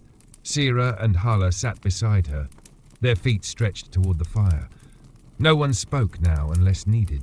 Words, like firewood, were used carefully and with respect. Emma held her child close as he slept, wrapped in a fur against the cooling air. Her hands were idle now, resting in her lap, her thoughts quiet. She watched the fire, the faces around it, the flicker of light on stone and skin. These were her people, her world. And for this night, as for many nights before and after, all was well. The forest settled with them. The birds grew silent, the wind softened, and the trees stood tall and still. The stream murmured low and slow in the distance, a lullaby in its own right. As the first stars appeared, the people of the cave began to prepare for sleep. Mats were unrolled, cloaks were drawn, the last of the tea was sipped. One by one they lay down beneath the stone, beneath the sky, beneath the watchful moon. And once more the fire kept watch, steady, glowing alive. And once more the night held them, wrapped in its vast, calm arms. Night descended fully, casting its silken veil over the clearing, the forest, and the sleeping forms nestled within the cave. The stars blinked above like ancient eyes, serene and watchful, their quiet light dusting the treetops and the surface of the stream. The moon hovered in her pale journey overhead, now waning, slender as a curved feather drawn across the sky. The fire, carefully banked with ash and stone, glowed in a circle of gentle amber, casting long, flickering shadows against the stone walls. Now and then, a log shifted, the soft crackle rising in the deep stillness. Within the cave, the people slept, breath slow and synchronized, bodies curled into furs and each other, at ease in the warmth and security of their shared space. Outside, the forest spoke in whispers, a rustle of leaves, the flutter of a bat overhead, the distant howl of a lone wolf. None of it alarming, but part of the living night. Life continued all around them, unseen but known. It had always been this way. In the deepest hours before dawn, when the sky was at its darkest and the fire at its lowest, Emma stirred. Her son, now a bit restless, whimpered softly in his sleep. She shifted to soothe him, pulling him closer against her chest. Her hands moved automatically, calming him with small motions, her breath aligning with his. She did not fully wake, but drifted on the edge of sleep, half in dreams, half in the steady heartbeat of night. In her mind, she wandered, not with fear, but with reflection. She saw the faces of her people, the familiar curve of the cave's walls, the glint of firelight on stone. She saw the grove where she had once gathered berries with her mother, the hilltop where the sun had looked down on her first steps. She dreamed of quiet waters and trees that hummed, of songs without words and paths that knew her name. When the first pale thread of dawn returned, stretched thin and trembling across the eastern sky, the forest exhaled softly. The mist rose once again from the stream, curling between the roots and around the trunks of trees. Birds began to stir, first one, then another, their voices testing the silence, then joining in a tentative chorus of light. Laura rose early again, his body attuned to the shift in air. He stepped from the cave and greeted the morning with a nod, as if acknowledging an old companion. He walked to the stream, splashed cold water on his face, and drank deeply, cupping his hands in the current. Sira was next, slipping quietly from her mat, gathering dried grasses for the fire. She passed Laura on her way back, and their exchange was a silent one, just a glance, a shared awareness of the morning and the tasks ahead. Soon others began to wake. There were no sharp sounds, no jarring calls. The cave stirred like a nest, gently, with soft stretching and low murmurs. Hala prepared the fire again, coaxing it from its glowing bed with patience and skill. A new flame rose, steady and small, promising warmth and renewal. The morning meal was modest, as it often was. Leftover stew thickened overnight, slices of dried root and fresh water. Ema, now fully awake, fed her son first, watching him chew with sleepy determination. He smiled up at her, and she kissed his brow, brushing his hair away from his face. Today, the people would venture farther. It was a time for scouting, not for moving, not yet, but for knowing. The seasons were turning, and though the weather remained gentle, the cold would soon arrive. The elders felt it in their bones, and the hunters saw it in the way the animals moved. Preparation did not mean fear. It meant awareness. Laura, Sira, and Hala would take the path north through the narrow forest corridor that led to a series of low hills. From those heights, one could see where the herds might pass, where berries might still grow, where the land offered shelter. Ma begged to go too, and after a quiet moment of thought, Laura agreed. It would be good for the boy to walk among the wide places, to learn their names. They packed light, a sling each, water carried in cured bladders, and strips of dried meat wrapped in bark. Sira carried a small pouch of herbs, should anyone need calming or healing along the way. Hala brought the flute, tucked safely into a woven sheath. As they departed, Ema watched from the edge of the clearing. She felt a pang, not of worry, but of longing. She remembered her own scouting days, when her legs were strong and the world felt endless. But now her path was closer, tied gently to the small hand that held hers. The scouting party moved like shadows between the trees, footsteps light, breaths quiet. The forest welcomed them, recognizing their presence, unafraid. They followed the stream at first, then veered northward, along a path marked with old symbols carved into bark, spirals and lines, a quiet language between generations. Back at the cave, the others turned to their daily work.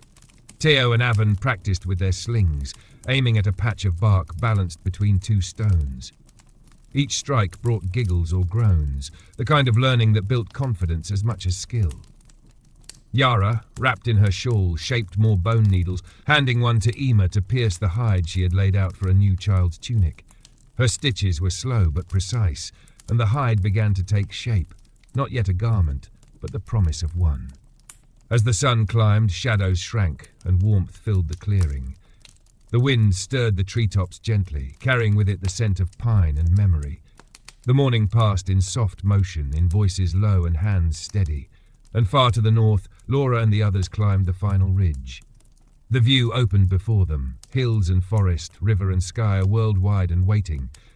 They stood there, unmoving, letting the wind touch their faces, letting the silence speak. From that height, everything seemed possible. Everything seemed known. And yet, it was only one part of the whole.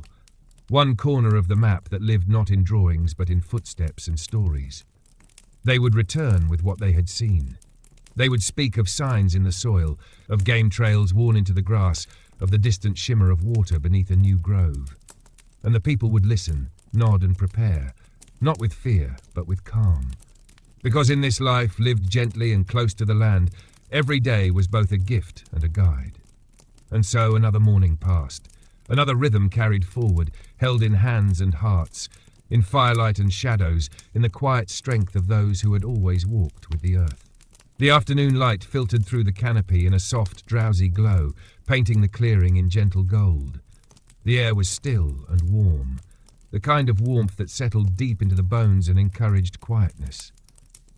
Even the birds seemed to speak less, their songs slower, more like whispers between the trees than proclamations from the sky. The scouting group had not yet returned, but there was no worry. Their path was familiar, and the people knew how long such journeys could take, when every footstep was careful, when every glance studied the ground for knowledge.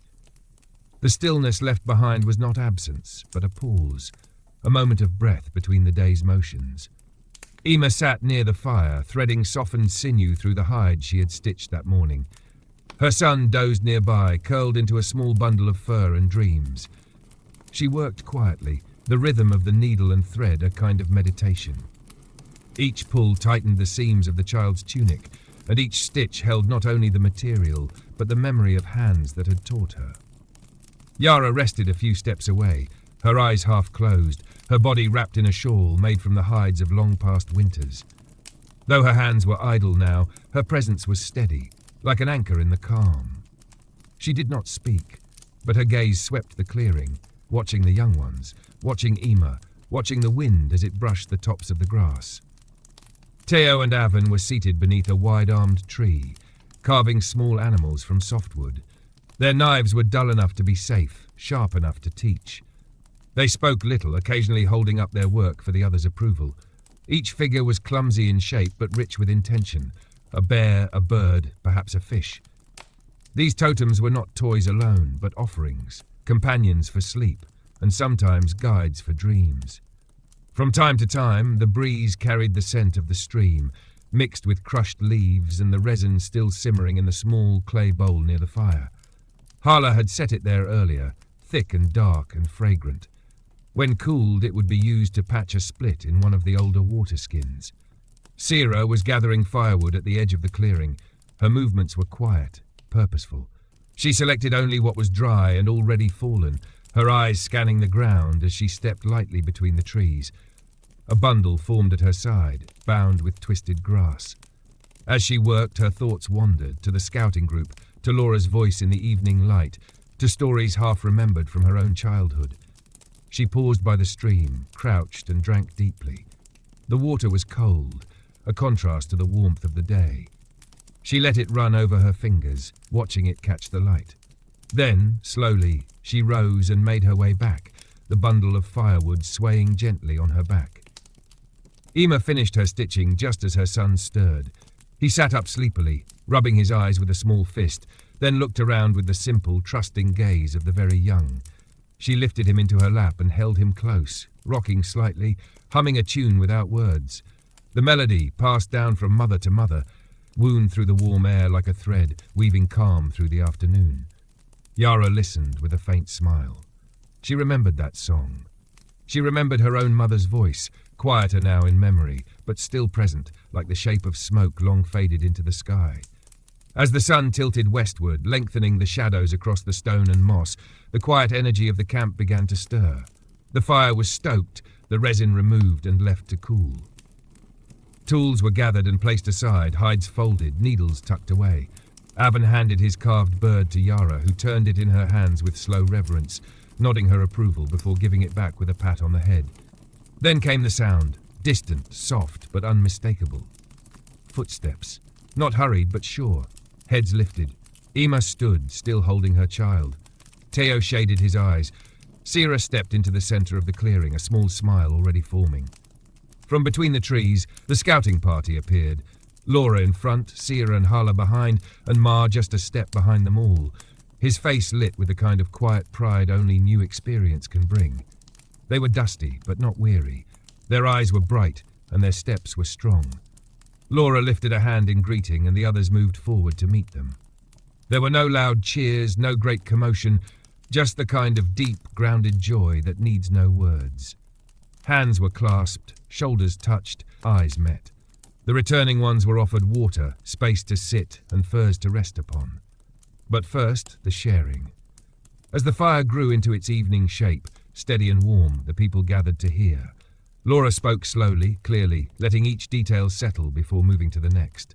They had reached the northern ridges, as planned. From there they had seen movement, not of large herds, but signs of deer, of rabbits, of birds nesting in low brush. There was still forage to be found. Late berries, hidden roots. A small grove had been discovered where mushrooms grew in a damp hollow, their caps broad and brown, familiar and safe. Water flowed strong in the next valley. The land was quiet, but not empty. No danger, he added, his eyes moving to Yara. No signs of predators, no smoke from distant strangers. As he spoke, Ma nodded along, his face serious and proud. He added his own details, how they followed a trail across the stones, how the wind changed near the grove, how a hawk had flown overhead and circled twice before disappearing west. It was a good report. Enough to calm, enough to plan. When they finished, the people sat for a moment in comfortable silence, letting the words settle like leaves on still water. Then came the food, warmed stew, pieces of root, fresh water passed from hand to hand. The firelight flickered across their faces, dancing in their eyes. Teo leaned into Ema's side, sleepy now, the energy of the day easing from his limbs. Sira took up her flute and played a few slow notes, just enough to welcome the stars, and as the sky darkened, as the breeze turned cooler, As the moon rose once more above the trees, the people of the cave gathered close, together, again, as always.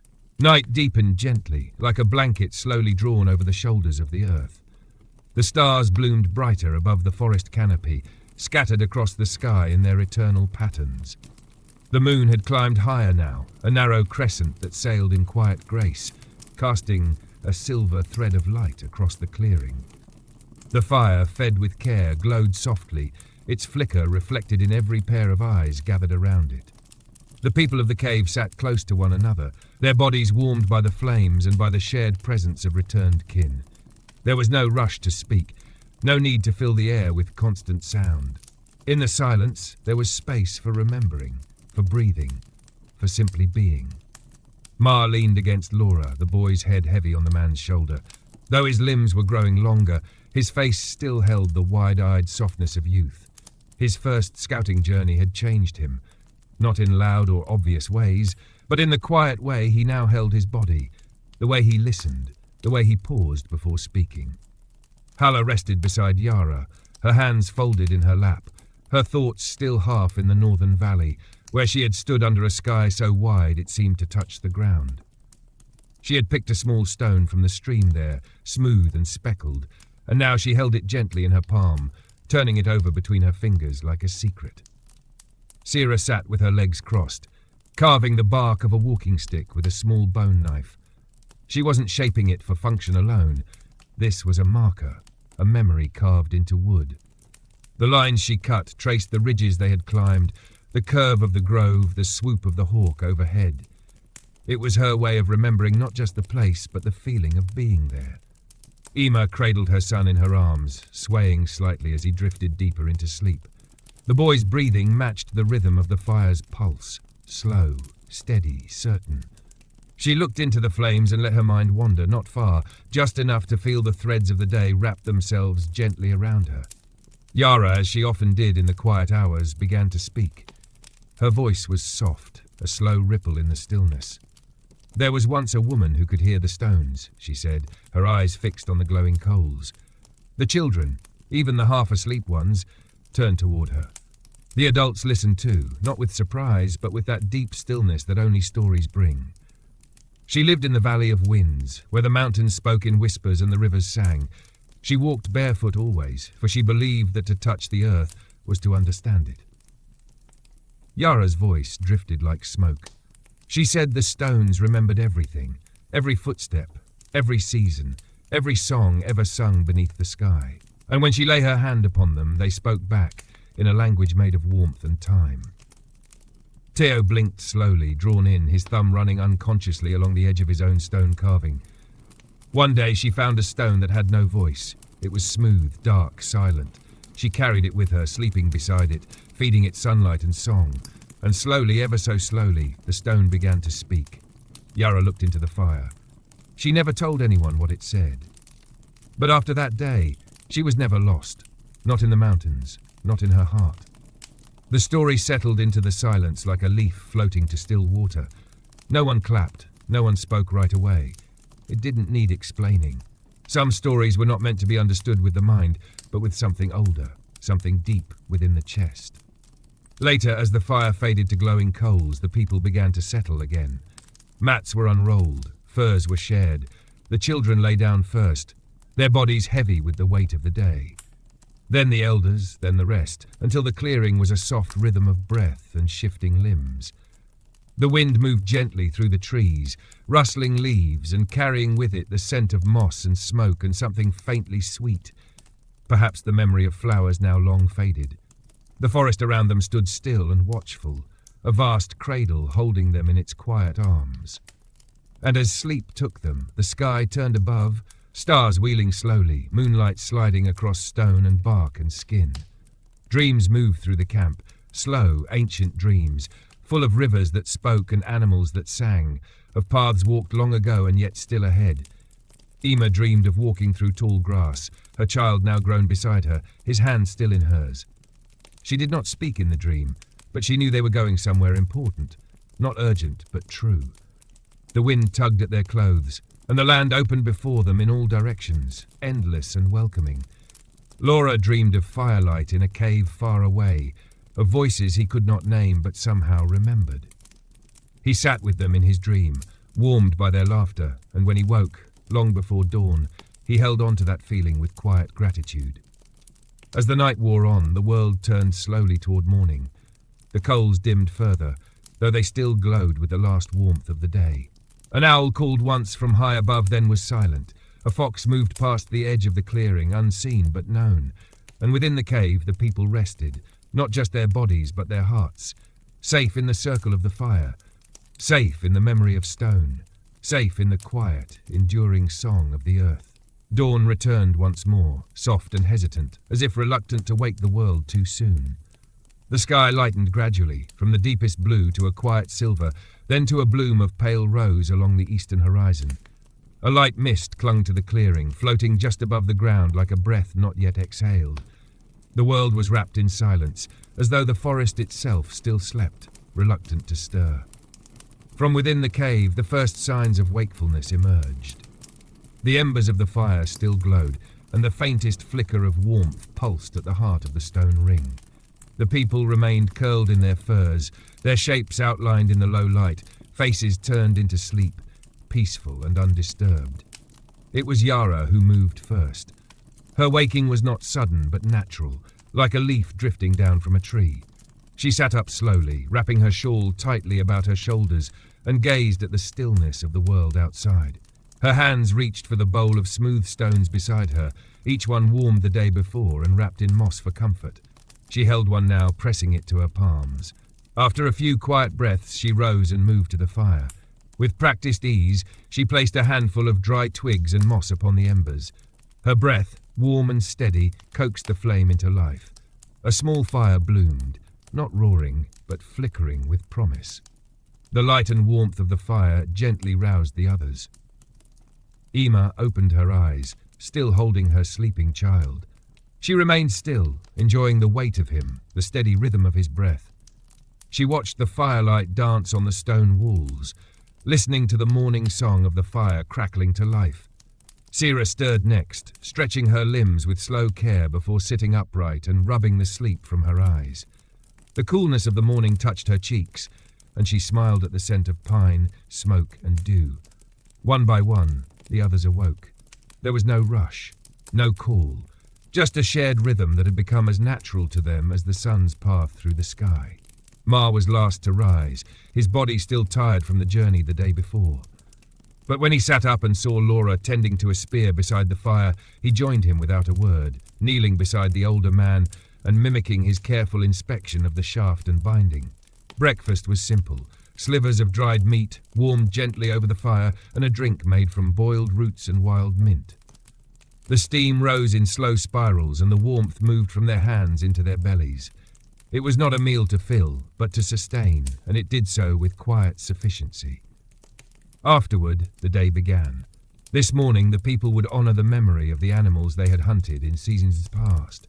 It was a quiet ritual, not a performance, but an act of respect. The bones of those creatures, deer, rabbit, and fish, had been cleaned and saved, stored in a woven pouch kept near the fire. They were not used for tools or decoration. They were set aside for this purpose alone. Ema retrieved the pouch and brought it to Yara, who unwrapped the bundle with the reverence one might give to a cherished letter. She laid the bones out on a flat stone, long and thin, curved and smooth, each one polished by time and care. Together, the tribe walked to the edge of the clearing, where the stream curved near a ring of old trees. Here, beneath the shelter of branches, the ground was soft and the moss grew thick. This was where the bones would be returned to the earth. One by one, they placed them into the soil, not buried deep, just nestled into the moss and loam. Each person paused a moment, placing a hand on the earth, whispering a quiet word or thought. A thank you, a memory, a promise. Even the children took part, though they did not fully understand. They mimicked the movements, placing small hands on the moss, eyes wide and solemn. Teo spoke aloud, not loudly but clearly, thanking a deer for its strength, for its meat that had fed them during the long rains. When the last bone had been placed, they sat in silence for a while. The wind moved gently through the trees. A few birds called softly from the canopy. The stream murmured nearby. its voice eternal and unchanging. After a time, Sira took her flute from a satchel. She played a melody, soft, slow, and wandering. The notes drifted through the clearing, not rising above the trees, but curling around them like smoke. The people did not speak when she finished. They simply stood and returned to the camp, leaving the grove as they had found it, quiet, sacred, whole. Back at the cave, the rest of the day unfolded with gentle ease. Laura taught Ma how to bind a stone blade to a shaft, using sinew soaked in warm water and dried slowly near the fire. Each movement was deliberate, each step explained not with many words, but with hands. Hala mixed herbs into a small jar of animal fat, creating a salve for sore joints and cracked skin. She worked beside Yara, who shared the old names of the herbs as she passed them. Not every name was still used, but everyone was remembered. Ema washed hides in the stream, letting the cool water run through her fingers, carrying away the scent of earth and yews. Her son splashed nearby, his laughter light and effortless. The moment needed no attention. It was perfect as it was. As the sun drifted westward, the people slowed once again. The fire was tended, the food was shared, a stew made from root and herb, thickened with crushed nuts and seasoned with the last of the dried berries. The children, tired from play and purpose, ate with quiet contentment, leaning against their mothers and siblings.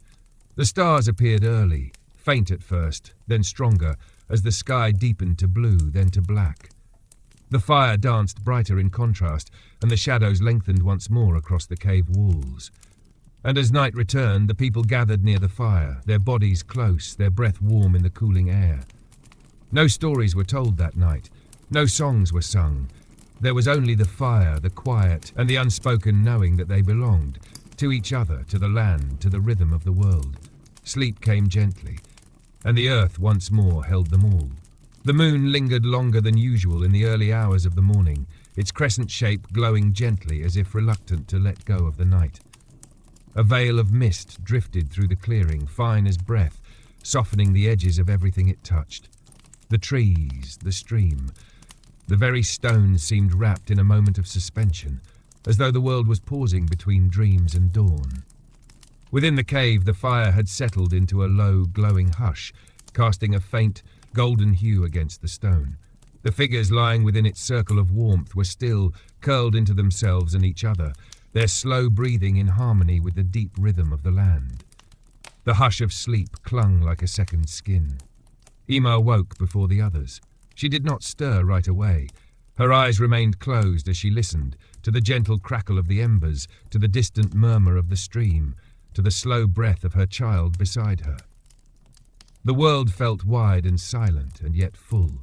She opened her eyes and turned slowly, watching the soft outlines of her people resting nearby, wrapped in furs and the comfort of another safe night. She rose carefully, stepping barefoot onto the smooth cave floor. The cool stone met her skin, grounding her. She wrapped her cloak around her shoulders and moved to the fire, crouching beside it. With dried moss and small twigs, she encouraged the embers back to life. A single flame emerged, then another, until the fire breathed again with purpose, offering its light to the cave.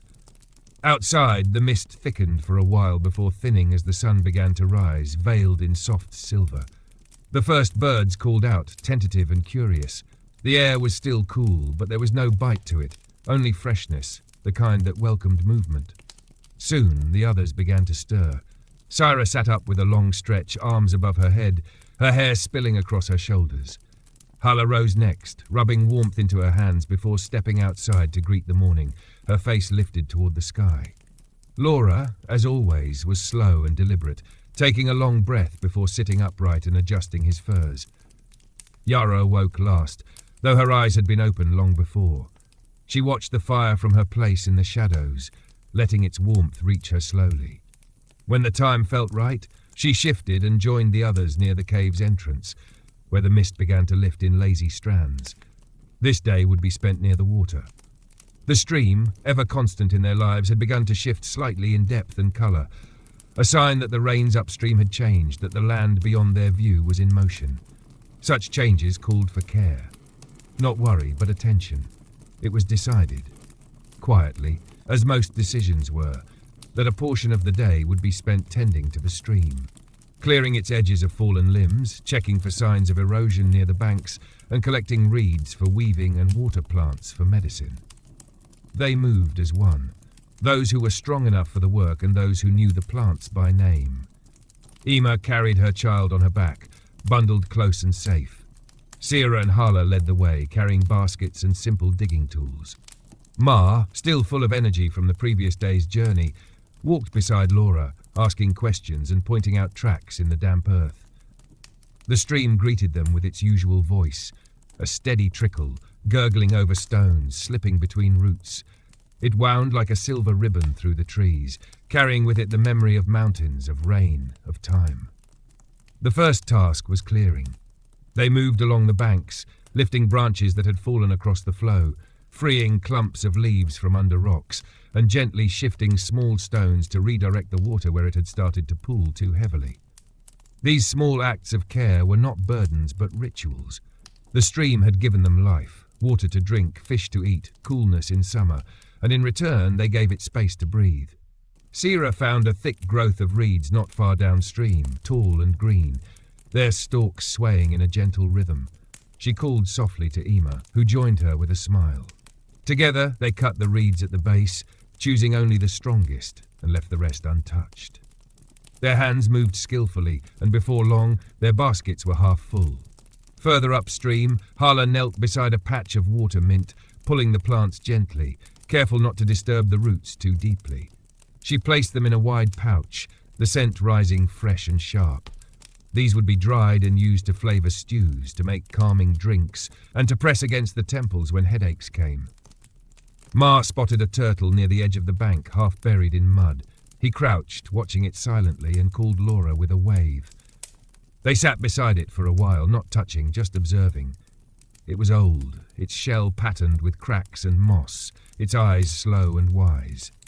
When it finally slid back into the water and disappeared, they stood and continued. By midday, the baskets were full, the stream cleared, the sun warm on their backs. They sat together in a wide bend of the water where the current slowed, and the stones formed a natural bench. The children splashed at the edges, dipping their hands and feet into the cool water. Laura filled a shell bowl with stream water and passed it around. It tasted clean and sharp, like the morning. They rested there, quiet and close, allowing the sounds of the forest and the rhythm of the stream to fill the space where words were not needed. When they returned to the cave, the mist was gone. The light had deepened into gold, and the air carried the scent of drying plants and sun-warmed stone. The reeds were laid out in bundles to dry. The herbs were sorted by scent and strength. The stream had been tended, and in turn it had given them what they needed. As the day settled into its later hours, they gathered again around the fire. Dinner was made with fish caught from the very stream they had cared for, wrapped in leaves and roasted among coals. The water mint was added to the meal, its cool flavour weaving through the warmth of the cooked flesh. It was a small celebration, not for a single event, but for the day itself, for the quiet labour, the shared motion, the gentle return of balance. When the stars returned to the sky, and the wind carried the faint sound of frogs singing in the marsh beyond the trees, the people of the cave once again lay down in their place, safe, tired, held. And as sleep came over them, it carried the sound of water running over stone, a promise that no matter how the world turned, the stream would remain, flowing gently beside them.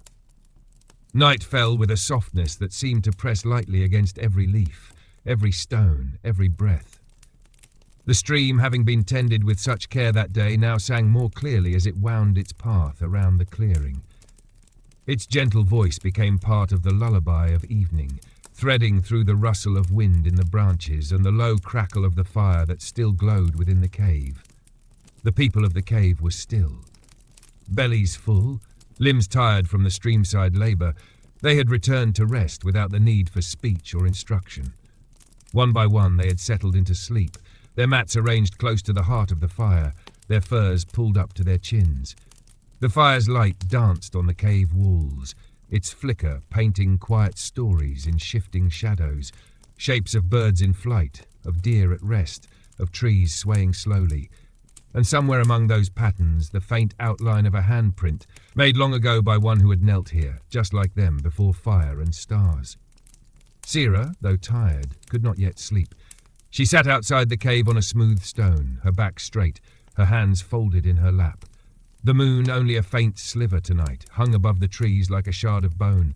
The stars were brighter for it, scattered across the sky like spilled seeds. She listened, to the stream, to the breath of the sleeping forest, to the silent company of the night. From behind her, the soft sound of footsteps on moss.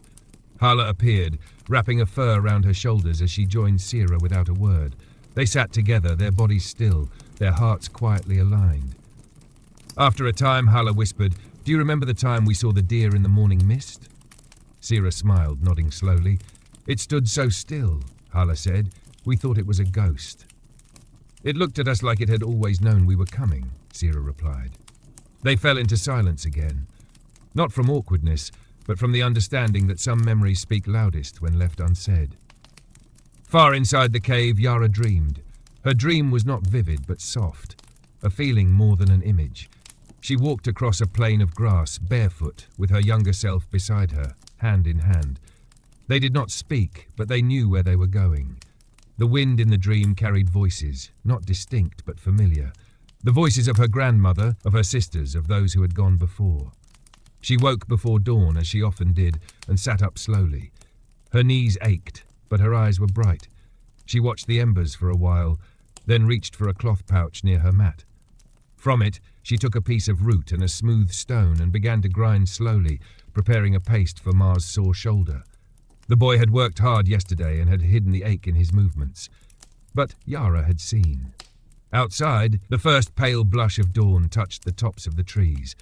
The air was still cool, heavy with the breath of night. Birds had not yet begun their songs, but the world was already turning toward morning. Sira and Hala remained outside, curled now beneath the same fir, heads close. They had not spoken again, content to listen to the slow unfolding of time around them. Inside, the others began to stir. Laura sat up and stretched his arms overhead, wincing slightly at the stiffness in his shoulders. He moved to the fire, fed it with dry twigs, and brought the flames back to life. Ma followed soon after, yawning, rubbing his eyes, then sitting beside Yara as she applied the salve to his shoulder without a word. Ema was next, her child still asleep beside her, limbs sprawled in the uninhibited sprawl of the very young. She watched him for a long moment, brushing hair from his forehead, then rose to join the others. The day began slowly, without rush. The morning meal was warm water steeped with herbs, a few slices of dried fruit softened in the steam. They ate in silence, watching the sun rise fully over the trees, the clearing now bathed in soft gold. Today they would mend the shelter.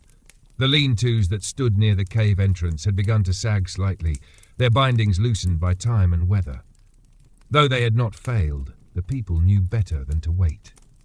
The forest did not offer warnings, only signs, and those who lived by its grace had learned to read them well. They worked together, stripping old bindings, collecting new limbs, cutting and shaping with stone knives. The furs that draped the shelters were beaten clean and left in the sun to warm. Hala inspected the edges, stitching where the seams had weakened. Sira braced the branches, tying them with twisted cord made from last year's flax. Ema helped too when she could, her child nestled against her back in a woven carrier. His small fingers tugged at her braid now and then, a quiet reminder of his presence. She sang to him as she worked, not loudly, but in a voice that carried the shape of comfort more than melody. Laura and Ma reinforced the frames, working in tandem. Ma had learned to anticipate Laura's movements, and they rarely needed to speak. The sound of the work filled the clearing, wood brushing against wood, the soft slap of hide, the click of stone against bark. By midday, the shelters stood stronger than before, their lines clean, their coverings tight. They would hold through rain, through wind, through the slow march of time. The people stepped back and admired the work, not proudly, but with quiet satisfaction. They sat in the shade to rest, sharing water and bits of softened root. The fire was left to burn low, the smoke curling upward into the blue sky. Laura told a story of when he first learned to tie a binding, how he had used too much force and split the branch, and how his father had simply handed him another, saying, Try again. The tree will not mind. Ma laughed at that, and Yara, smiling, added, The tree remembers every lesson. As the sun lowered and the air cooled, they gathered once more around the fire, the shelters now standing behind them like guardians, strong and quiet.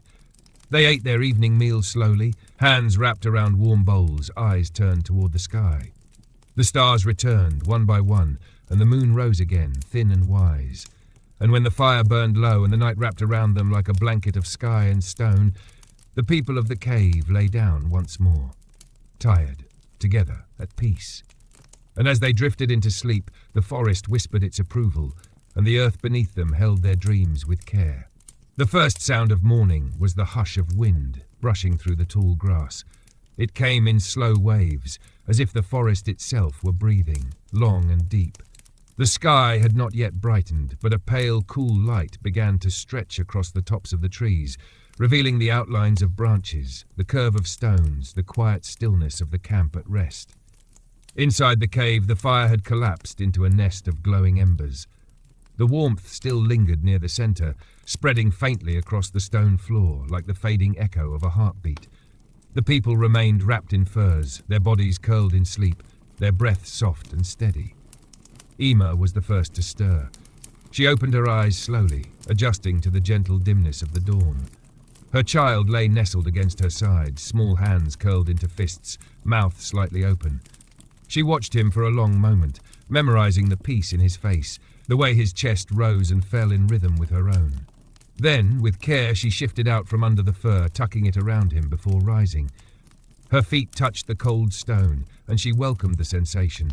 It grounded her, reminded her of where she was, who she was, and the day waiting beyond the cave. She moved to the embers and began the slow, familiar work of waking the fire.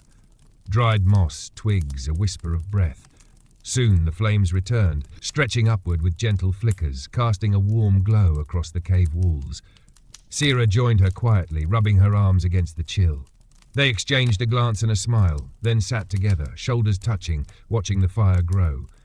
It was a shared ritual, silent but full. Around them, the rest of the cave remained still, the hush of early morning thick and sacred. Today they would gather colour. The forest, in these last days before the cold set in, was rich with it. Berries of deep red, roots stained with golden hues, bark that peeled in soft curls of russet and copper. These natural pigments would be used not for food, but for art, for memory, for marking the walls of the cave with the stories that could not be spoken with words alone. Yara had spoken of it the evening before, her voice low but sure. "It is time again," she had said, gazing at the shadows cast by firelight. "Time to remember on the stone." The others had nodded. It was not a task done often, and not everyone participated. But it was important. A way to carry what the voice could not, a way to speak to those who would come after, and to listen to those who would come before. By the time the sun crested the horizon, casting long beams of golden light through the forest, the gathering party had prepared. Laura, Sira, and Hala would go. Mar asked to join, and after a pause, Laura agreed. His steps had grown more confident. He was learning to listen to the land. They took baskets and small stone knives, a length of woven cloth to carry the more delicate finds, and a gourd of water to share. Ema stayed behind to care for the little ones and to prepare the walls of the cave for the painting. The party moved into the forest with ease, their footsteps light and quiet. Birds called above them, and the wind rustled through the upper branches, but otherwise the world felt still, as though it too was waiting for what would be gathered. At the base of a slope where sunlight pooled between the trees, they found the first treasure, a bush heavy with deep purple berries. Sira knelt beside it and pressed one between her fingers. The juice ran dark and thick, the colour staining her skin. She nodded, satisfied, and began to harvest, taking only what was needed. Nearby, Hala scraped the bark from a certain tree with care, revealing a rich orange layer beneath. She explained to Ma how it must be dried in the sun, then ground fine before it could be mixed with water or fat to hold to the wall. Laura found a patch of bright yellow roots, their ends twisted like tiny hands. He unearthed them gently, using a flat stone to avoid damaging their fragile form. Ma knelt beside him, eyes wide, watching every motion. By midday, their baskets were full. They returned slowly, now stopping to drink from the stream and to rest beneath the branches of an old tree whose roots rose like ribs from the earth. Sira showed Ma how to wrap the more fragile plants in cloth to keep them whole. Laura carved a mark into the tree's bark, a quiet thank you, a sign for others who might pass this way in seasons to come. Back at the cave, Ima and Yara had prepared the wall. The chosen surface was smooth and pale, the stone worn down by time and wind. It faced the fire, catching its light in the evenings, the perfect place for memory to live. Yara sat before it, her hands folded in her lap, her eyes closed. She was not sleeping, but remembering. When the gathering party returned, she opened her eyes slowly and nodded once. The pigments were prepared. The berries were crushed, their juice thick and dark. The roots were sliced and laid to dry beside the fire. The bark was peeled into thin curls and set in a shallow bowl. Fat was warmed and mixed with ash, forming a paste that would hold the colours to the stone. They began at dusk. No one spoke. The fire flickered low, casting soft light across the wall. Sira was the first to make her mark, a curve, a handprint, then a line rising like smoke. She stepped back, her face unreadable. Laura followed, carving shapes that echoed the tracks of deer and the flow of water. His hands moved slowly, surely. Hala added a swirl, a sun, and a pattern of dots that matched the stars above. Even Ma, hesitantly at first, stepped forward and dipped his fingers into the ochre paste. He made a mark, simple, uncertain, but there, a beginning. The painting went on into the night. Each symbol was added with care, each shape a memory, a promise, a breath held in pigment and time. When they were finished, they sat in silence, watching the wall. The fire's light made the shapes seem to move, to speak in their own quiet language. Ima sat with her child in her lap, rocking gently. She looked at the wall, then at the faces around her, and smiled. The stories were safe. And in the hush of the night, the people of the cave lay down once more, beneath stars and stone and stories that would remain long after the fire had cooled. The night after the painting was unlike any other. Though the stars shone as they always had, and the fire crackled softly in its familiar rhythm, there was something new in the air, a feeling not of change, but of deep stillness. The kind that follows a truth spoken aloud, the kind that lingers when a memory finds its place. The wall, now adorned with shapes and marks, stood like a living part of the cave. The figures danced in the low light, spirals and tracks, handprints and suns, abstract lines that carried more than could ever be said aloud. The people of the cave did not look upon it as decoration, but as connection, threads linking them to those who had lived before and those who would live after. Yara sat nearest to it, her back straight, her hands resting on her knees. Though her eyes were closed, she was not asleep. Her mind moved slowly through time, through echoes and fragments. In her heart, she held the shape of the stories, the ones the wall could not show. And yet it was enough.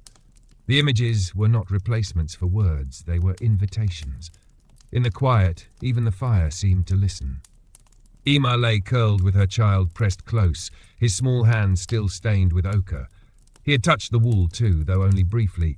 A tiny smear of red marked the lower corner, where he had leaned in curiously before being lifted away. No one scolded. The wall welcomed all memory. Outside, the wind moved gently through the trees, brushing the leaves like fingers across cloth. The forest, too, had felt the moment. Its breath was slower tonight, its presence closer. When morning came, it did so gently. The first light crept into the cave and found the painted wall illuminating each mark in soft gold. The colours, though made of soil and berry and root, gleamed with quiet life, as if the sun in rising had come to honour the work. The people stirred slowly. No one spoke of the painting at first. They simply moved around it with care, glancing toward it with respect, as one might pass a sleeping elder or the bones of an ancestor. It had its own presence now. Sira was the first to touch water that morning, dipping her hands into the stream with a smile. The cold, crisp flow woke her fully.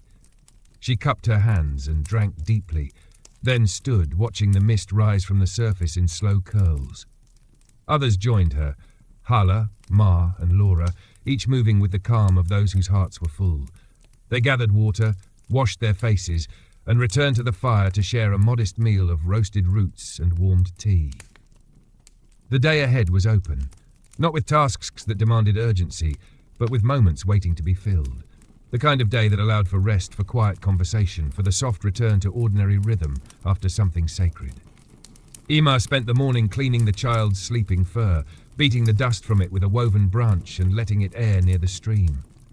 Her son followed, chasing beetles through the grass, his laughter light and effortless. The sound carried through the trees and made the elders smile. Yara sat beside the fire, weaving cord from dried flax strands. Her fingers moved without thought, each twist steady, each knot certain.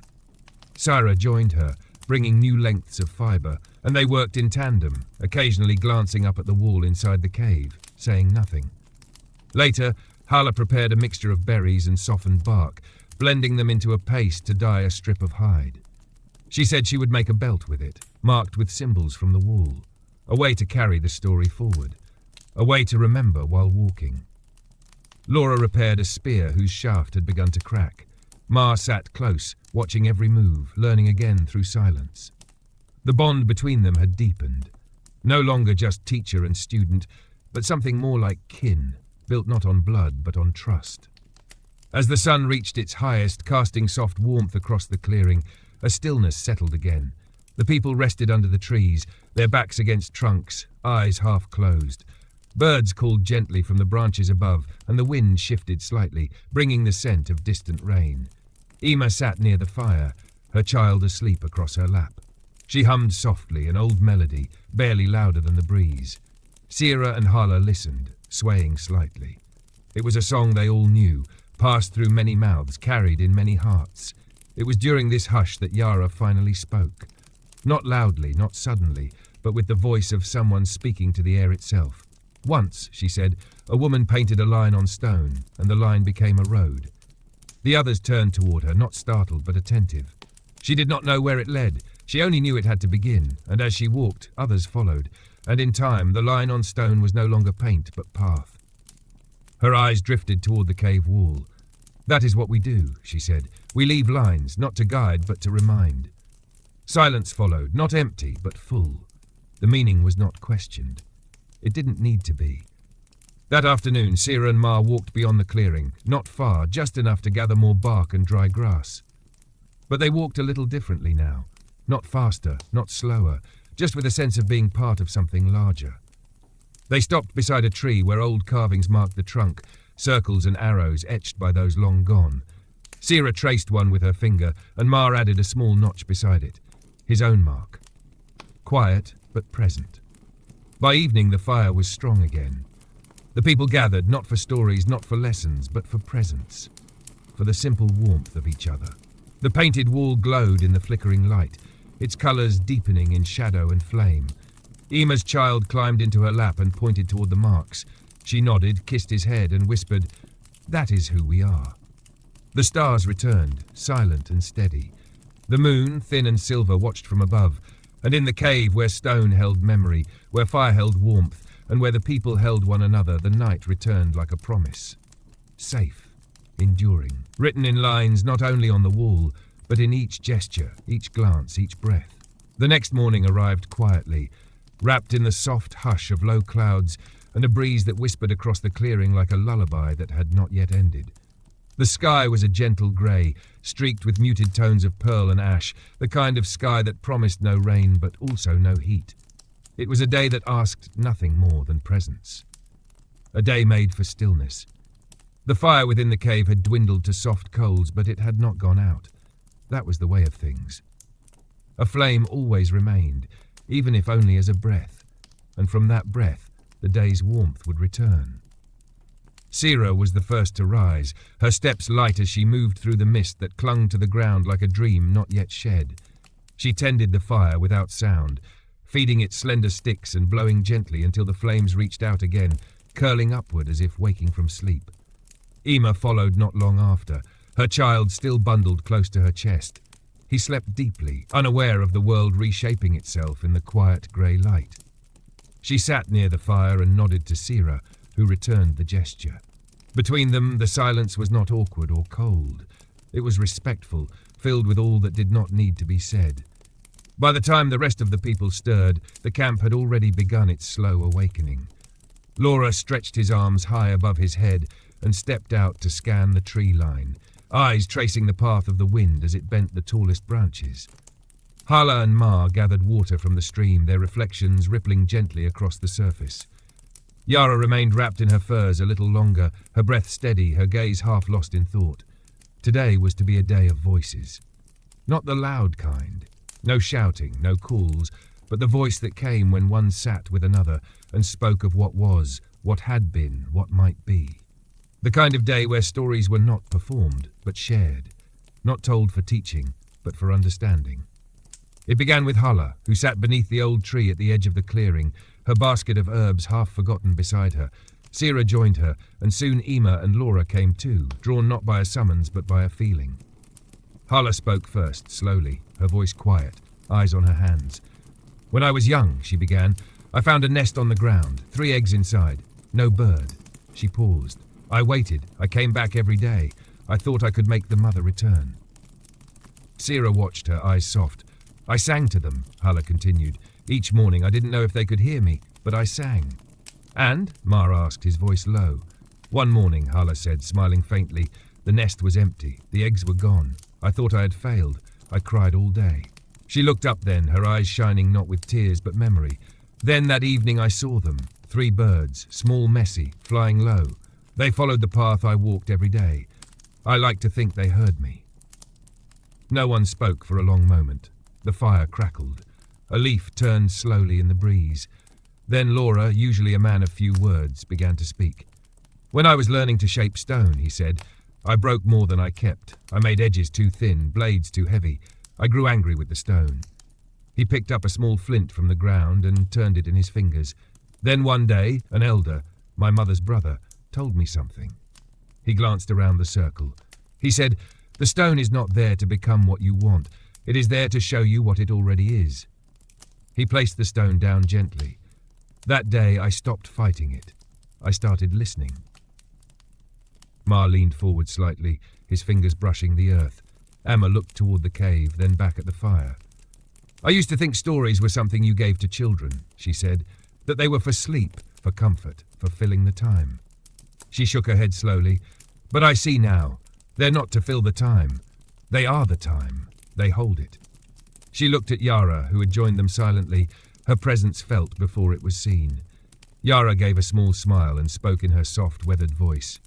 "There are stories that are told," she said, "and there are stories that are lived." She gestured gently to the clearing, to the cave, to the painted wall.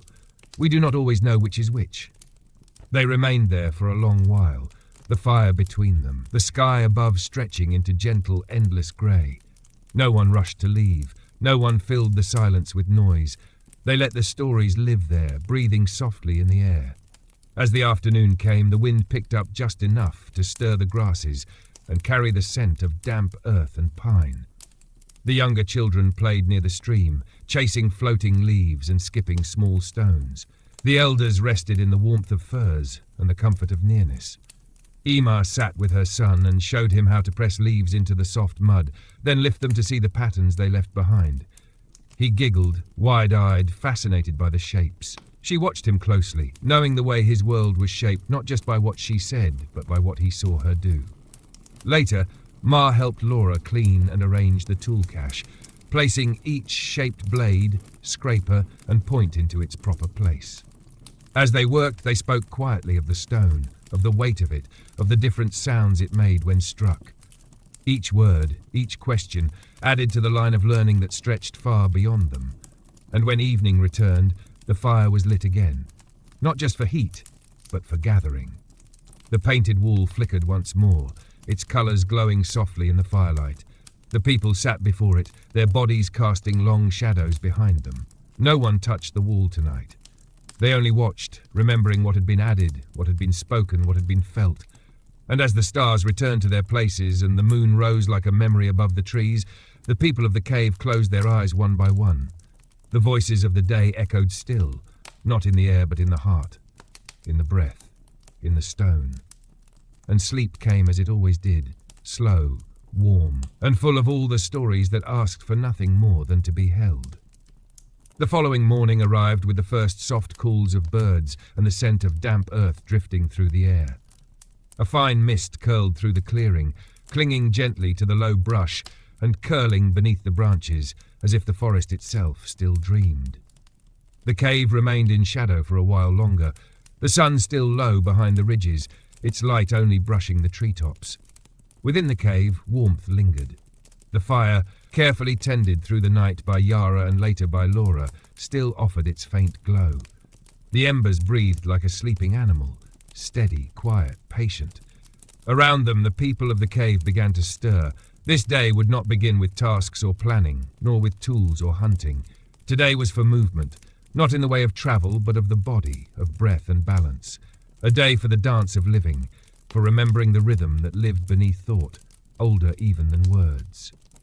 It was Yara who first rose, gathering her shawl and walking slowly toward the clearing. She stepped barefoot onto the damp grass, feeling the cold kiss of dew on her skin. Her steps were measured, but not cautious. They were deliberate, the kind of movements that remembered old dances from long ago. Sira soon followed. Her body, still young and full of strength, moved with grace even when still. She watched Yara with quiet reverence as the elder closed her eyes and raised her arms slowly to the sky, letting the morning breeze flow around her like water. It was not a dance with music, but a dance with time. Soon others emerged from the cave, Ima with her child in her arms, Hala carrying a woven wrap of herbs, Laura with a quiet look of thoughtfulness on his face. No one asked what the day was for. They already knew. The clearing became a quiet space for movement. Yara led, not with commands, but with example. She swayed from foot to foot, her arms drawing wide arcs through the air, her breath rising and falling in steady rhythm. It was a slow motion, like grass bending in the wind, like the turning of stars. Sierra mirrored her, adding steps of her own. A turn, a lift of the heel, the stretch of a limb reaching outward before returning inward. Her motions spoke of youth, of energy stored and ready, but also of stillness honored.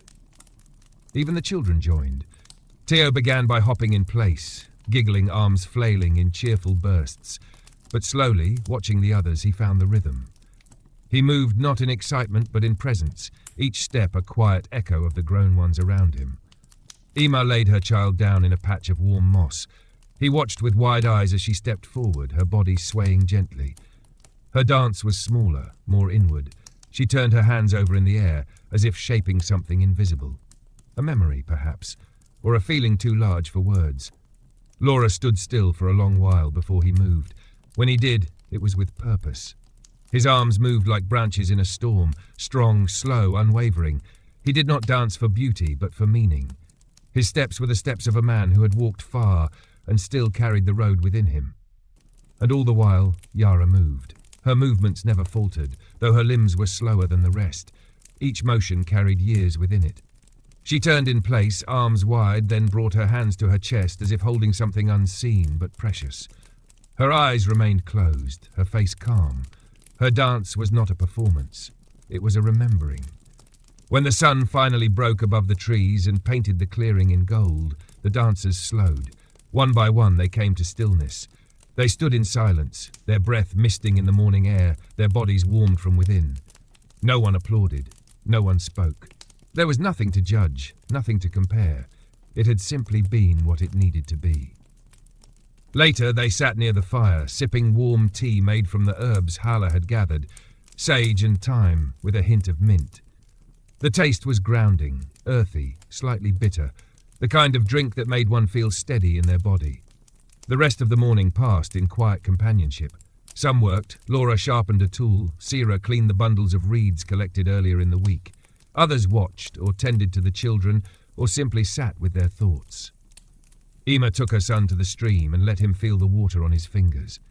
He squealed with delight, and she smiled, her feet bare in the shallows, the cold pulling her gently into presence. Yara sat beside the wall of the cave, her eyes on the markings from days past. She traced the edge of one with her fingertip, not to alter, but to feel. The stone was cool, the pigment dry but strong. The memory would hold. In the afternoon, the clouds thickened slightly, softening the light. The people returned to the cave slowly, bringing with them baskets of kindling, bundles of herbs, and the quiet satisfaction of a day well lived. Dinner was made with little ceremony, a stew of roots and dried meat, seasoned with the last of the summer's salt. It was enough. It warmed their bellies and brought them closer again. As evening fell, the air grew cool once more. The wind shifted, bringing the scent of pine and damp moss, and the forest beyond the clearing whispered of coming change. That night, no stories were told, no songs were sung, only the crackle of fire, the rustle of furs, the shifting of breath in sleep. But in the dreams of those who slept, the dance continued. It flowed through tall grass and into firelight. It turned beneath the stars. It curled around the painted wall and pressed into the soil of the earth. The dance was not finished. It never would be, because as long as breath moved in lungs and feet touched the ground and hearts beat in quiet rhythm, the dance would live. The sky the next morning carried a subtle weight, not of storm or sorrow, but of expectation, like the hush before a story is told. A thin veil of clouds dimmed the light, softening the edges of trees and stone, lending everything a muted, dreamlike calm. The forest around the cave was still, its leaves motionless, its breath held. Inside the cave, the people woke slowly. The fire had burned through most of the night, leaving a deep bed of glowing coals. Yara was already seated near it, grinding dried roots into powder with a smooth river stone. She hummed as she worked, low, wordless, the kind of tune that lingered even after it stopped. Her hands moved with quiet confidence, her motions a meditation. Ema sat beside her, rubbing warmth into her son's tiny feet before tucking them back beneath a fur. The child stirred but did not wake. His sleep was deep and untroubled, his face calm, turned slightly toward the warmth of the fire. Today they would visit the stones. Not the ones within the cave, nor the ones used for tools or hearths.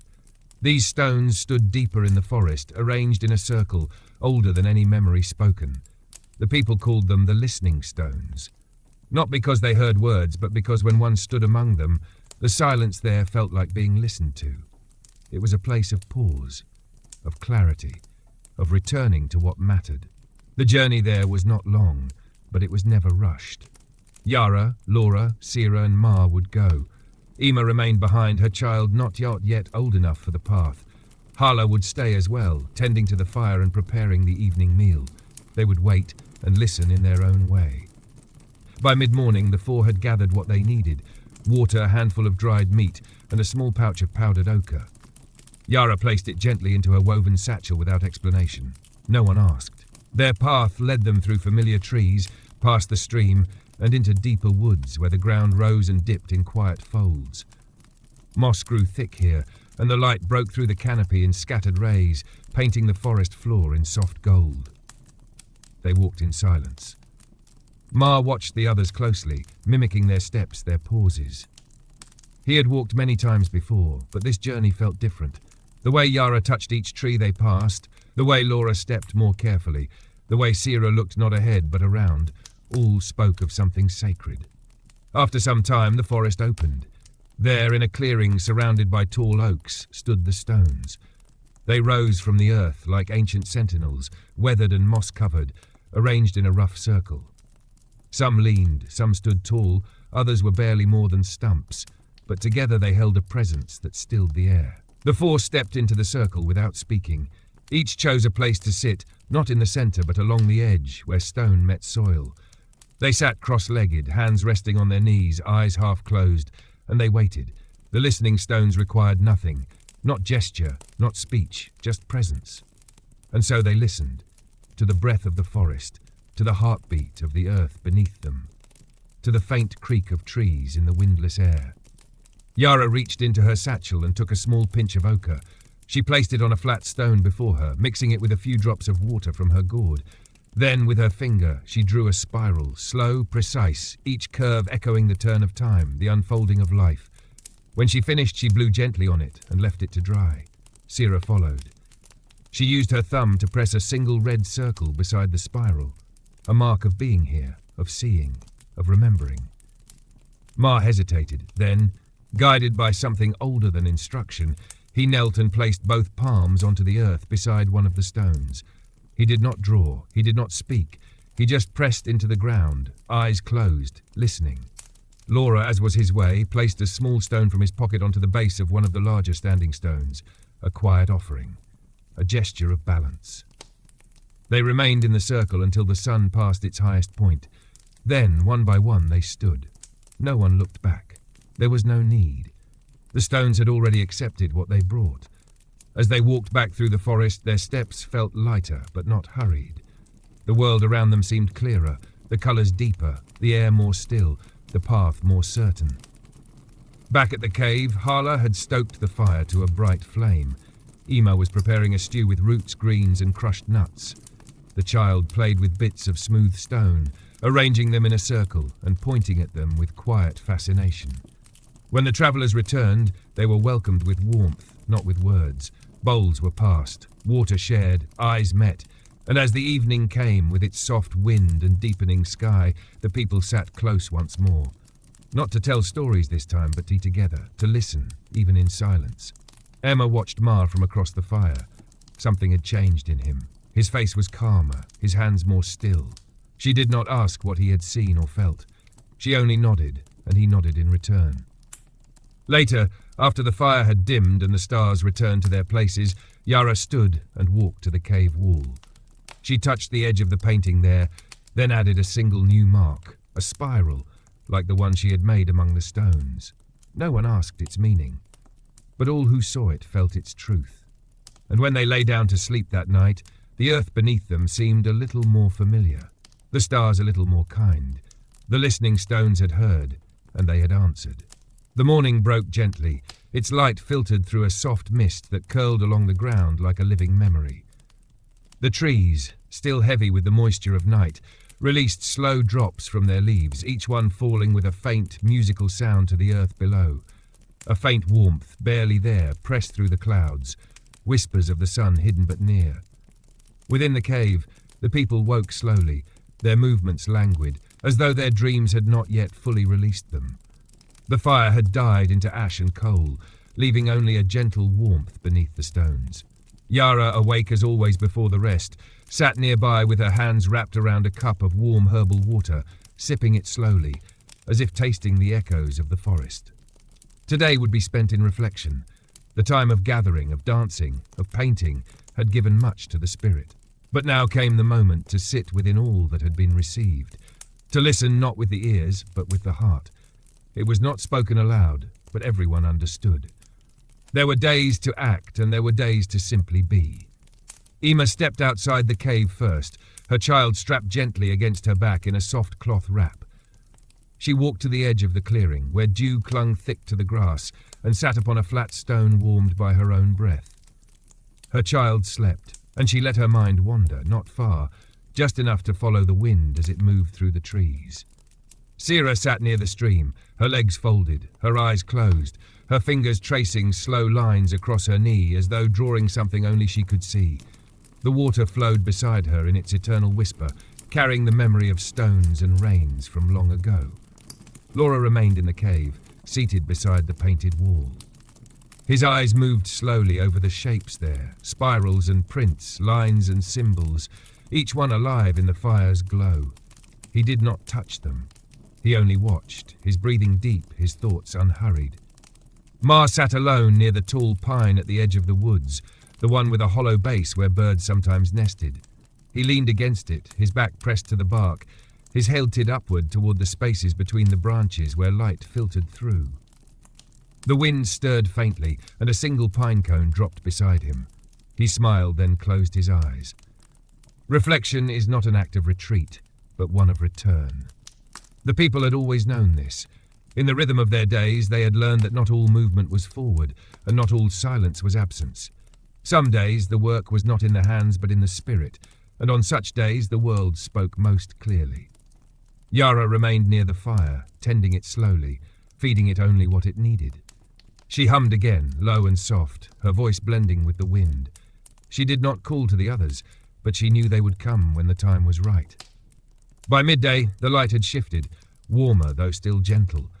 The mist had lifted, leaving behind air that felt clean and wide. One by one, the people returned to the heart of the camp. No one spoke much. A glance, a nod, the shared press of shoulders, that was enough. They sat in a circle near the fire, close but not crowded. The silence between them was deep but not heavy. It held warmth like earth beneath moss, a kind of silence that was full. After a time, Yara took a small bundle of dried leaves from her pouch and placed them gently on the fire. They caught slowly, releasing a thin, fragrant smoke that curled upward and spread in thin lines across the gathering. Then she spoke, her voice no louder than before. "There was a time when the forest was young," she said, "and the stones had no names. The river did not yet know its path." The others listened without interruption, eyes half closed, hands still. In those days, the people listened more than they spoke. They watched the birds and learned the seasons. They followed the shadows and learned the hours. They listened to their own breath and learned patience. Yara paused, letting the smoke pass between them like a thread. Then came the first stories, not with words but with gesture. A hand pressed to earth, a footprint left beside a fire, a stone turned upright so others would see. She looked toward the painted wall. And so the world became not just lived, but remembered. The fire crackled gently. "No story is ever told only once," she continued. "It is told again each time a person breathes, each time a leaf falls, each time a child listens." Ema pressed her cheek against her son's soft hair. Sira reached forward and added a small branch to the fire. Ma looked at the others, then down at his own hands. Laura, quiet as ever, lifted his eyes toward the canopy above them, where the light filtered through like blessing. They remained in that circle for a long while. No one moved to end it. The day was not measured in tasks but in presence. They watched the fire, felt the warmth of the earth beneath them, and let their thoughts wander like smoke into the sky. Later, they prepared a simple meal, roots softened in coals, a broth made with wild greens, small dried berries added at the end for sweetness. They ate together slowly, savouring not just the food but the act of sharing. As the sun lowered behind the trees, casting long shadows across the clearing, a soft breeze stirred the leaves once more. The fire was allowed to fade and the circle dispersed slowly. Some returned to the stream, others to their mats. But all carried the stillness of the day with them. That night no one told stories, there was no need. The day had been its own tale. And as they slept, beneath stars uncounted, upon earth unchanging, the silence continued, deep, kind, and full of remembering. Night returned like a long-held breath slowly exhaled, drawing the world once again beneath its quiet veil. The stars appeared, unhurried and steady, peeking through the branches above the clearing with the same timeless rhythm that had guided the people for generations. The air was cool but not harsh, and a soft hush fell over the camp, the kind that made even the leaves hold still, as if listening for the last notes of a song. The fire had been allowed to burn low. Only a few orange embers pulsed at its heart, glowing faintly beneath the darkened ash. Most of the people had already found rest, their bodies wrapped in furs, faces turned to the warmth of their kin, dreams already begun. But not all slept. Ma sat outside the cave, his arms wrapped around his knees, watching the stars. He had stayed awake long after the others had settled, not out of unrest, but because something in the night had called him. Not with words, not with fear, just a gentle nudge from within, a need to be still, to see, to feel. Sira emerged quietly, a fur wrapped loosely around her shoulders. She didn't speak, only sat beside him, close enough to share warmth. Together they gazed at the sky, their eyes tracking the same constellations that had been named by their elders, each shape holding its own quiet lore. "You feel it too," she said softly, not as a question. Ma nodded. "It feels like something is ending, but not in a sad way." Sira turned to look at him, the firelight catching in her eyes. "Not ending," she said, "changing." They sat together in silence after that, the kind of silence that said more than any words might. The stars drifted onward and the embers faded further still. By morning the forest had changed. The air was drier, the breeze more restless. A faint scent of smoke from far-off trees drifted in, not from flame, but from leaves touched by the season's turning. The sky was pale and clear, and the birds that called from the trees sounded sharper, more urgent. There was a quiet knowing in the land itself. Autumn was coming, and with it the time of preparation. The people of the cave rose with this understanding already in them. No words were needed to announce the shift.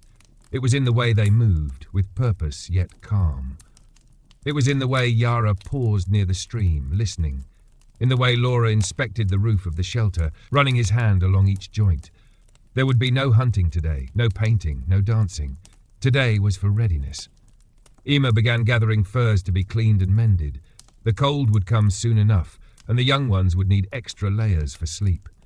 She worked near the fire, brushing dust and grass from each hide, laying them flat to inspect seams and edges.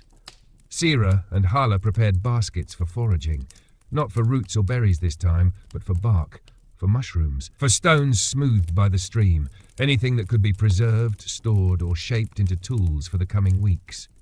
Ma was tasked with sorting the dried fish and smoked meat into storage bundles. Under Laura's guidance, he wrapped them carefully in layers of bark and hide, stacking them in the cool recesses of the cave, away from damp, away from light. It was meticulous work, but Ma took to it with focus. He understood now that every task held meaning. Yara, meanwhile, traced her fingers over the cave's painted wall, not to add, not to remove, but to remember. She whispered a few words under her breath, names perhaps, or blessings, and then turned to gather the clay jars that held medicinal herbs. By midday, the camp had shifted into quiet industry. Each person moved with purpose, but no one hurried. There was a peace to their work, a balance struck between memory and preparation. This was not panic. This was wisdom.